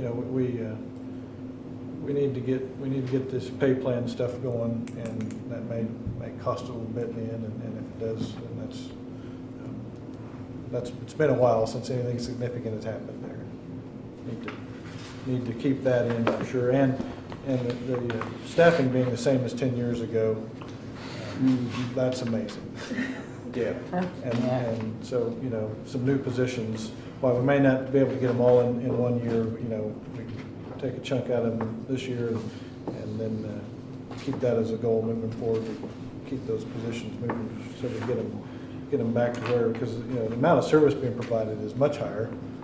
It's just being done by amazing people, given 150%. So that's not free, and it's not cheap.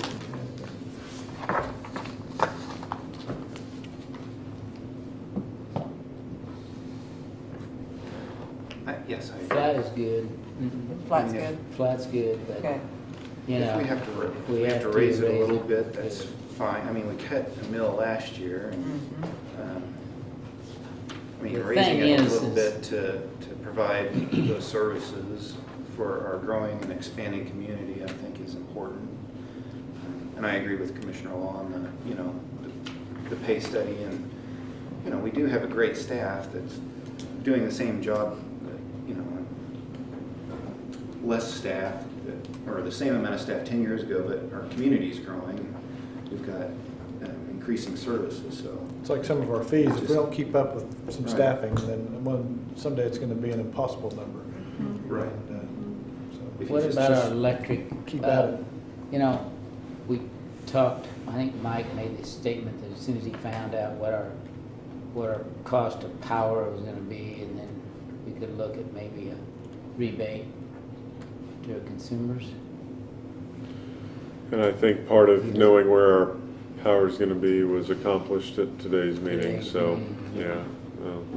I don't know that that'll be a next meeting type thing, but I think as we finalize the budget, begin looking at where we end the year, get through the summer, might be in a position to talk about rates in general, whether that means down, up, flat, whatever, just do the rate analysis. And really, we should be doing rate analysis at least once every year anyways. Well, as much for the accountability even if to it the was for public. 3 months or whatever, I think it would look good on our part.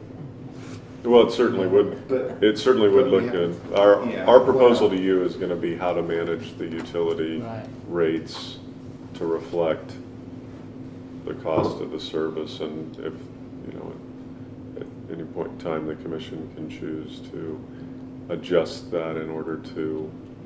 The other side of that is a lot lower now than they would have been had we not made it. So If you remember that graph. Right. Yeah, We also but have they a- also We also have a $42 million energy center that we have to look at Paying building for. paying for and building a reserve fund, because in a couple of years, we're gonna have to start performing maintenance on that facility to keep it up, so. I think we also got another substation we have to build. Right. Somewhere along the way, so. We've got some capital What you improvements. give back, you may be taking back in a short period. Well, I'm not thinking about any long term. I just, I don't know, something to look at. You can just be teasing them. What? You can just be teasing them. Oh. Well, we'll be bringing, today was a big step in knowing where our rates are going, and we'll bring a discussion of rates and the analysis of the performance of the utility to the commission at some point in the future. I have this summary sheet also at the very back of all your expenses, but the very back page is what's interesting to look at. It shows your total salary costs in the general fund, total benefit costs, contractual commodities and capital outlay. It's just a very good summary of all of these sheets. So we can divide this benefit by 298, come up with a. Well, all new 298 people aren't in the general fund, so. And one discussion we've had internally is we will always have this level of detail. This is the way our this level, which would be the, line item 6108.02, and the big breakdown. We'll always have that, and we'll always prepare that, because that's the way our department managers manage their budget, keep track of their operations. That's why we account for things. However, as we go through the budget in future years, I think we would be interested if the commission would like to look at the general fund less in a line item by line, because we spend two meetings on one fund. Granted, there's a ton of operations that occur in that fund.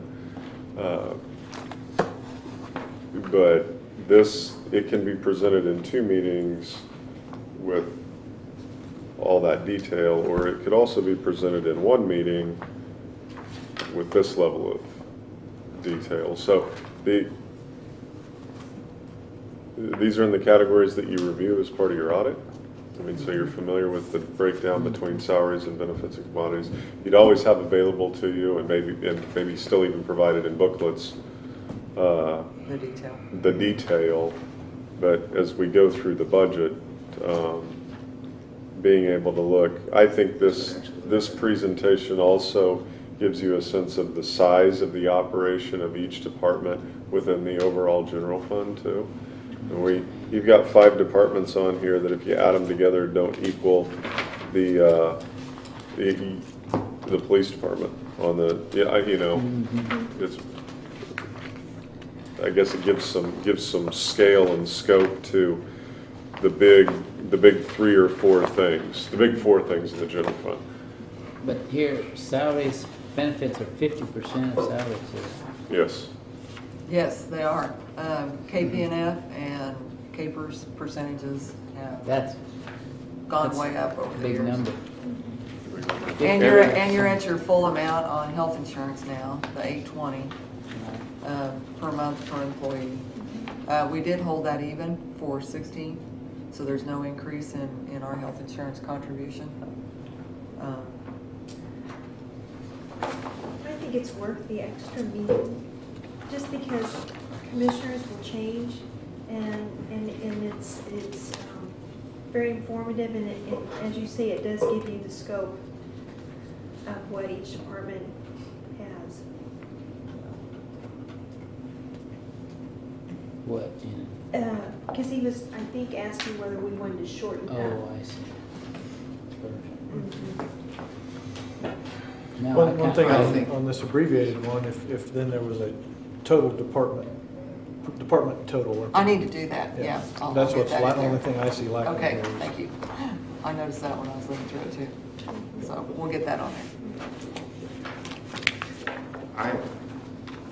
I would like, this seems a little, I understand going through every line item, which we do, but sometimes kind of comparing and contrast, you're going to have this pretty much the same. If this included the pages of highlights and those things that did jump off the page for whatever reason, like you do it, then I think what Janet's saying, and what I would tend to agree, as a new commissioner, as tedious and arduous as that is, that's amazing training. Right. And so now in my 5th budget or whatever, I could receive this, but have it based the commission meeting review based on this with some highlights.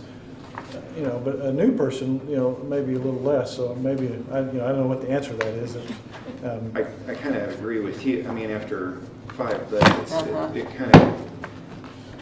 kind of like to get the condensed version, but again with some, if you see a larger number, why is that there? Kind of hit the highlight of why are we changing, or right. The only thing is salaries doesn't tell you how many people when it's just, you don't know Well, how but many they'll- people are in each department Well, unless but they you give go you- back, Well, cross-reference. but that's part of your homework that you're Yeah. supposed to do. I mean, as a commissioner, you're supposed to look that up and, I mean, if. It's a good summary. I mean, I think, time is money, and, for me, we're spending a lot of time, as a commissioner, I've gone through 5 budgets. We go through, I don't know how many line items there are that we hit every time, kind of hit the highlights. This gives you a good summary. If we did some highlights, with asterisks like we do on the budget currently saying, we're buying a new pickup here, or we're looking at some, like today, the fire apparatus, and those types of things. For the summarized one, that would work better in a one stop. And if we have questions about it, I know what the phone number is or email that we can get from you. That's my thing. Unless you want to go through every line item every year. And I understand if it's a new commissioner, they don't, it is overwhelming, and I understand that probably a new commissioner, like when I was a number of years back, it was informative, and it helped me understand the budget a lot better of what we're doing. Now that I've done it my 5th time, this helps. Plus, you go through 52 line items and you get down to the end and you're sitting there and you're trying to backtrack to the front to get to the back to look, and then you're trying to go across, and this just summarizes it really easy. So, and it makes everybody's job a little easier. I think as a new commissioner, you can probably indoctrinate real easy within an hour or 2 prior to budget, just using any one year and going through and say, this is how we line item and this is how you'll receive it, but you'll also receive this. And like one commissioner just said, part of the deal is to go from here and then use your own homework to go back and look at the guidelines. And if you've got questions, you can bring them up.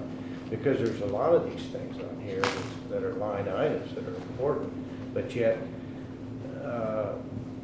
we really don't ask any questions or talk about it. So I think that the reason we have Matt and you and the rest of the staff doing their job diligently, you get the right stuff in here, and our trust in you has to be there. And I think that as long as you're monitoring this stuff and presenting it to us, I think the combination of 2, I think this could be the #1.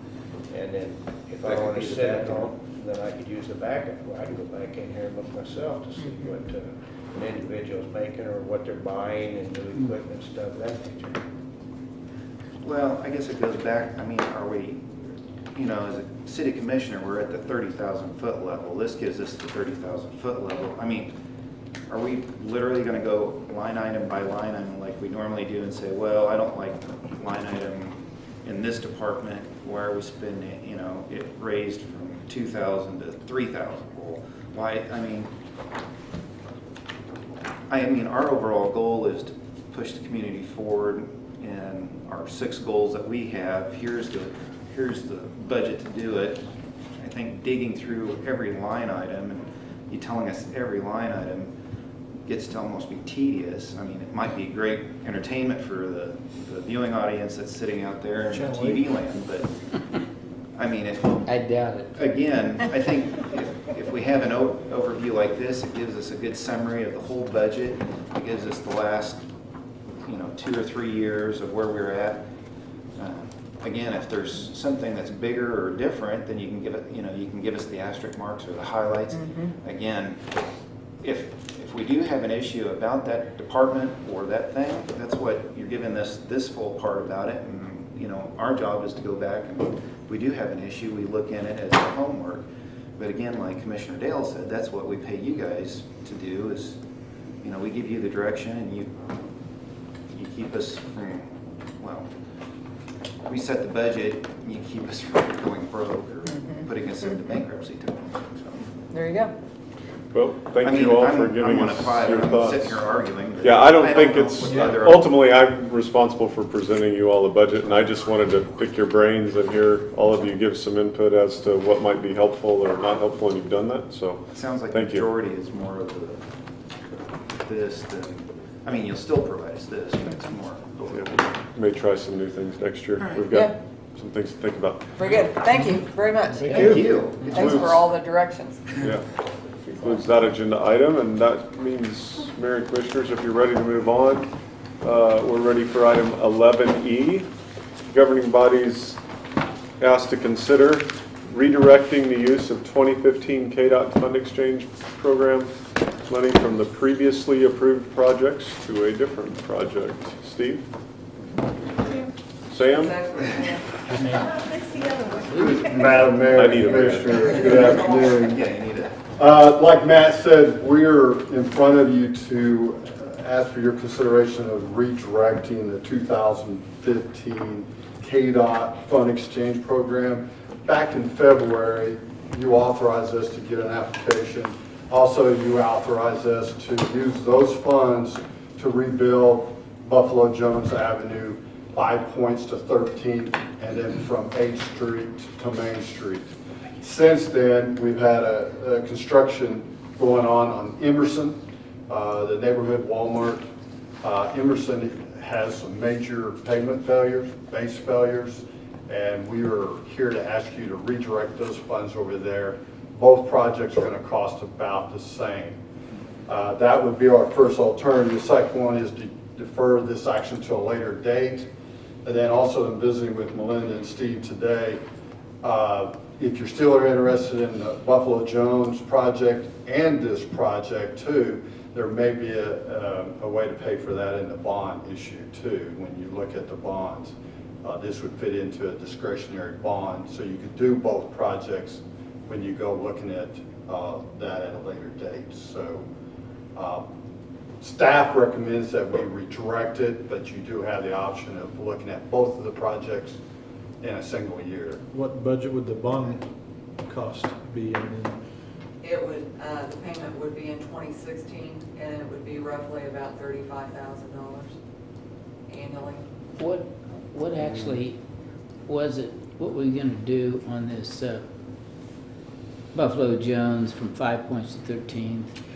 Buffalo Jones, in that segment, it's very rough. There is some curb and gutter issues and stuff like that. We were just going to go in there and clean it up, and then we were going to rebuild that in concrete so we wouldn't have that maintenance issue.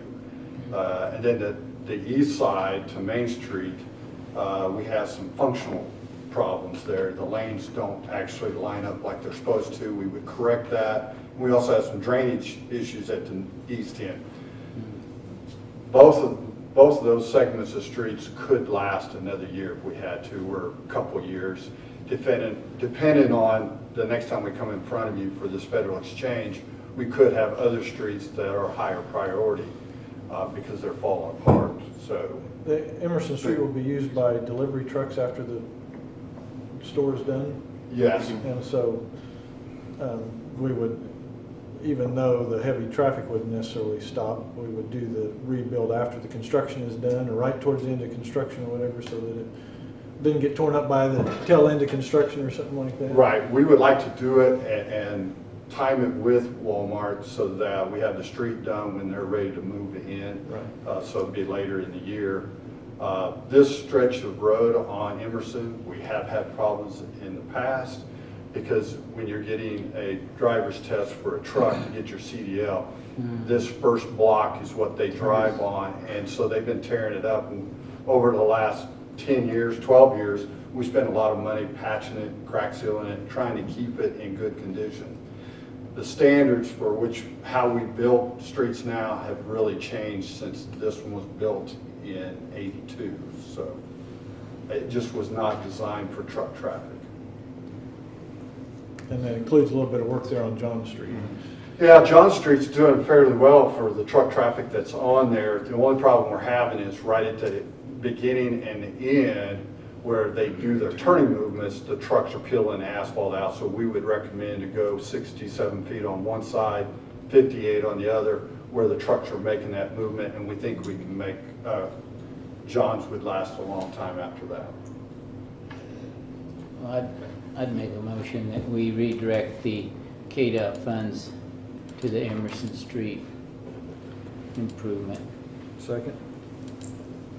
There's been a motion and a second. Any further discussion? All those in favor say aye. Aye. Those opposed, nay. Motion carried. Thank you for your time. Item 11F, the Zoo Advisory Board is in need of appointment of new representatives. And the zoo director has recommended that the City Commission approve the reappointment of Kathy Deal and the appointment of Sarah Teague, each for full 3-year terms. And Oh, and it looks like there's a third appointment. Is there 3, not 2? One reappoint and 2 one new reappointment appointments. and then- Okay. Bill Slaughterback. All right, there's a third one.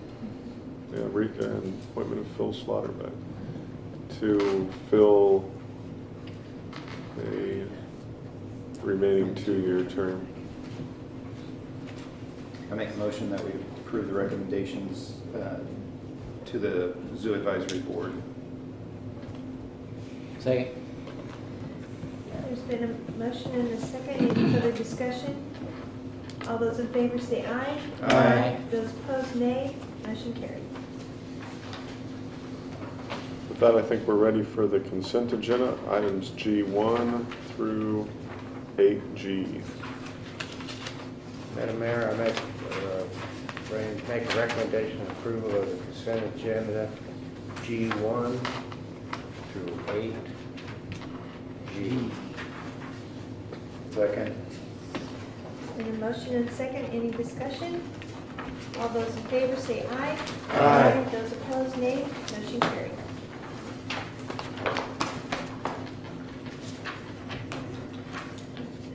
Commissioner reports are next. Commissioner Dale? Okay. I want to thank Matt and Milana kids for bringing this budget to us, and as well organized it is. It makes our job a lot easier. If we can make it easier in the future, that'd be fine too. I did come downtown to take a look at the lights since they'd put some new ones in, and I was going to do that in the evening, but it doesn't get dark there. Is that your best time or what? I may have already been in my striped pajamas by then, so I go to coffee at 6, so I just got up and left the house at 5:30. It's still fairly dark. I drove down there. They're bright. They are bright. And they certainly will put out enough light to be able to probably make everything secure and safe, particularly in the neighborhoods and down the major streets where you're driving. My only concern is downtown. To me, bright doesn't necessarily mean soft and warm, and I would like to see them maybe dim down a little bit on the Main Street area. I don't know whether that would happen or could happen, but I'd like the police department to have an input on that. If they feel that they need more light power, candle white down there to where you can see more for safety and their jobs and what they're doing down there to protect those buildings, I would like to have their input on what they would feel is good out there. But I figured the neighborhoods and the main arteries, right, is good. Are there any in the downtown area in the trees, or are they all to the side? I went and looked at the ones on South Main. They're decorative fixtures. Decorative. There's some of them that actually have. Whereabouts on Main Street? Not north of Fulton Street. I think it's south, isn't it? Yes, everything is south of Fulton. We put Right, okay, that's what. the 3 different types down there, 3 of 3 different types to look at. And that's what you've seen, Commissioner. The ones on Main Street, they're coming up with a type of light that we can use for our decorative poles down here.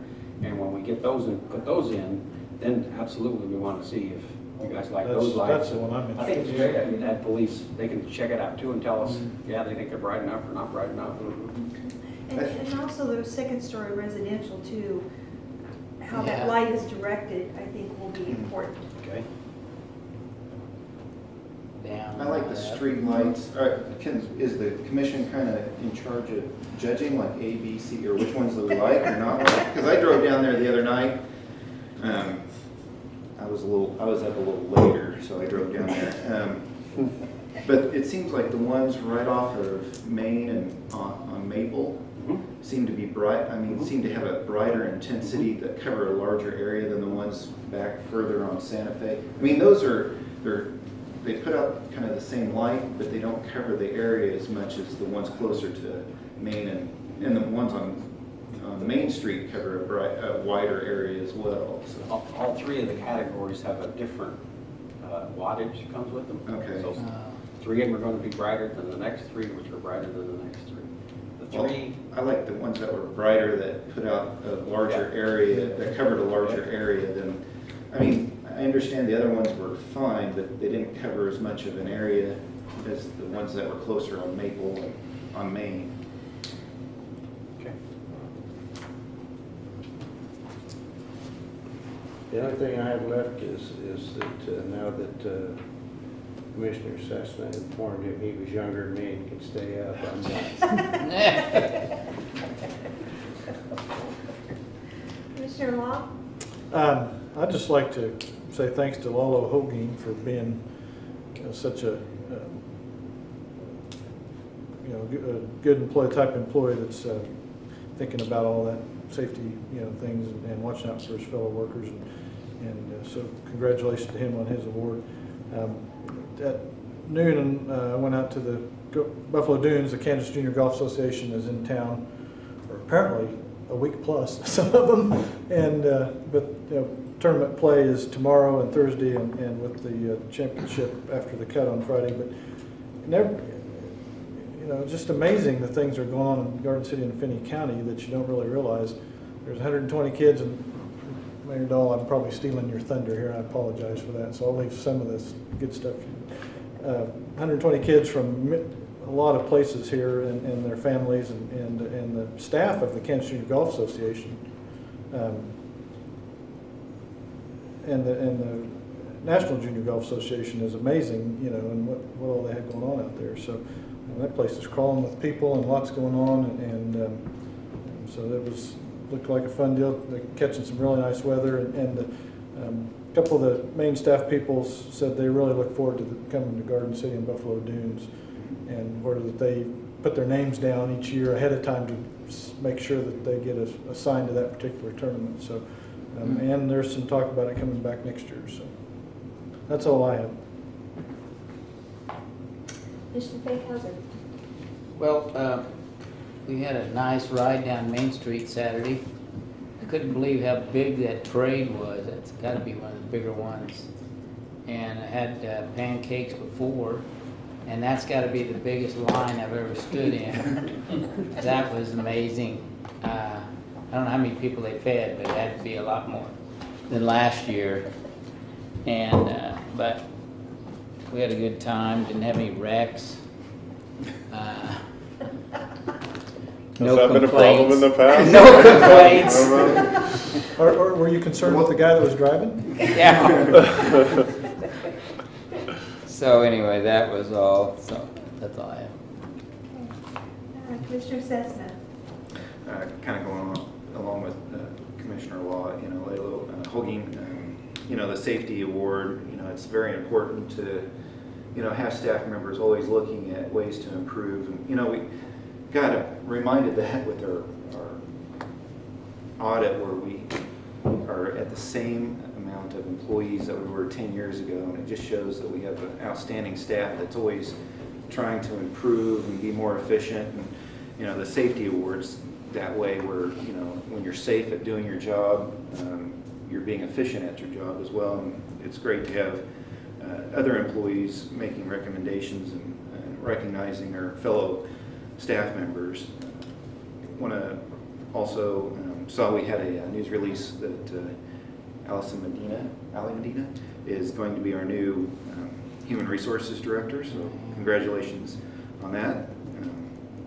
And I was out at the Kansas Junior Golf Association tournament. Really great to see all the activity going on. I was talking with one of the staff members from the CVB about all the other golf tournaments that we've got going on at Buffalo Dunes this season, and it's going to be a happening place. Pro-Am, yeah. Well, that, and then we've got the Symetra Tour, and then we've also got the junior college has got their competition out there, as well as, it's just, we've got a lot of things going on at Buffalo Dunes, and it's a great environment.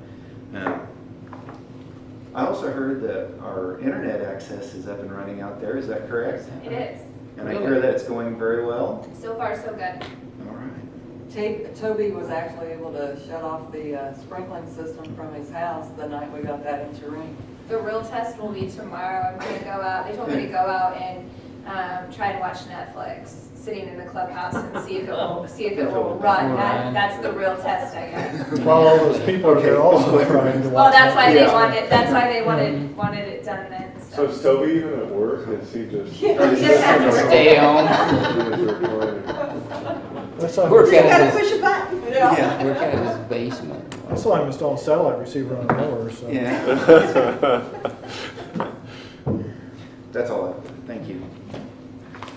Okay, well, a little bit more on the AJGA, that's a tongue twister. Yeah. They did tell us that there were 120 golfers tonight, and they came from 25 states and 7 countries. Some of them got here last Thursday, and I understand they love Garden City, and as much as I'd like to be a golfer, I'm not, and so I'm not out at the dunes all that often, but when I walked towards the clubhouse, got out of the parking lot, I was just amazed. It is absolutely beautiful. The facilities are wonderful. The new scoreboard that's up there just looks like it was made to be there. There's landscaping under it and everything. It's just beautiful. And I understand that the golfers like coming to Garden City, like coming here. And one of the staff members took some fellow staffers with them to the rodeo, and they're from large cities, never been exposed to anything like that, and so they were thoroughly entertained.